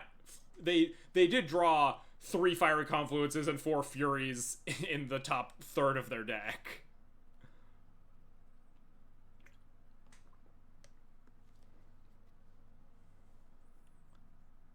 Yeah, notice. Yeah, exactly. The GTA decision is absolutely like I would have used some amount of counter just based on vibes, and it would have ended up with a game win if we had used one more counter to pump, or we would have won the game if they had drawn Age of Doom instead of City of Traders, or we would have won the game if they hadn't drawn 3 Fire Confluence and 4 Furies. A lot of ways we could have won the game and then didn't. And a very anticlimactic end. I guess it was like a little climactic, right? It was like a very close game where there were like a lot of like, maybe not a lot, but there were some tough decisions to be made. Baffling. Yeah, this is the Silent Goat list that he loves cutting a bunch of lands from Moonstompy and adding a bunch of 4-drops and just never beating Wasteland Days ever. I don't get it at all. I think that this list is very, very misbuilt. But it also is very good against other Texas, so unfortunate. It's just that like Moonstompy players don't just like love not beating tempo decks. Just cast 4 Caves of Chaos Adventurer, 4 the One Ring, 4 Pyroglyph in the meta that is like a bunch of like Days Wasteland out of Scam, Days Wasteland out of Grixis, Days Wasteland out of Blue Black. Yeah, I mean, this is the current list that is popular. I don't think it's built correctly, and I think that there's a chance that I'm going to be tweaking post Duskmorn. I might try a Moonstompy list. But yeah, I don't understand when people's deck building choices aren't like step 1, build my deck in a way that beats tempo decks as much as possible. But anyway, that is the whole challenge. That is 9 rounds where we got second place with Exploding Kittens. Yes, I very much agree. The too many 4-drops is my beef with it exactly. I think that you could definitely fix the deck by shaving some of them and playing more lands. 19 lands, just ugh. Anyway, this is the deck list. Sideboard guide is on FlexSlot for everyone that subscribes on Twitch. I will be adding one. I mentioned that like last round already, but I'll mention it again. I'll be adding a sideboard guide for my paper list, which will contain Chainsaw and Pre-War Formula. Very excited for Duskmorn changes. I have a couple lists that I got cooking.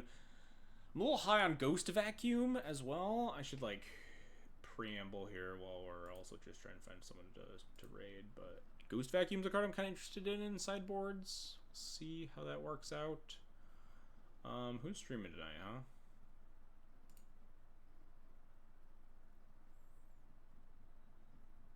Yeah, I fully understand One Ring's a really fucked up Magic card. It's a Pyroglyph. It's not a card I have cast in Moonstompy, but it looks very good, and I would be definitely open to trying it. But yeah, just 4 Caves of Chaos Avenger, 4 Pyroglyph, 4 Caves of, 4 the One Ring is just like, what are we doing here? Just like deciding to never beat a tempo deck in our lives. Yeah, Pyroglyph being a removal spell plus face damage is really sick. Also, just like so much damage with Bombardiers, where you just like punch them in the face with the ETB, attack with Bombardiers, sack the Goy for another 6 damage. It's just like crazy face potential. Definitely interested in trying it. How'd it go tonight? We were just doing a matchup or a match review, VOD review of the challenge that I got second place in. So it went very well. We got second place. Anyway, Jack keeps distracting me from actually trying to find someone to raid, huh?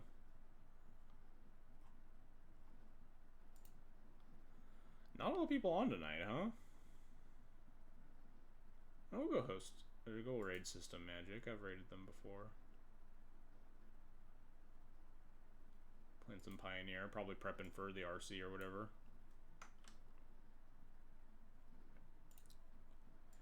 Raid.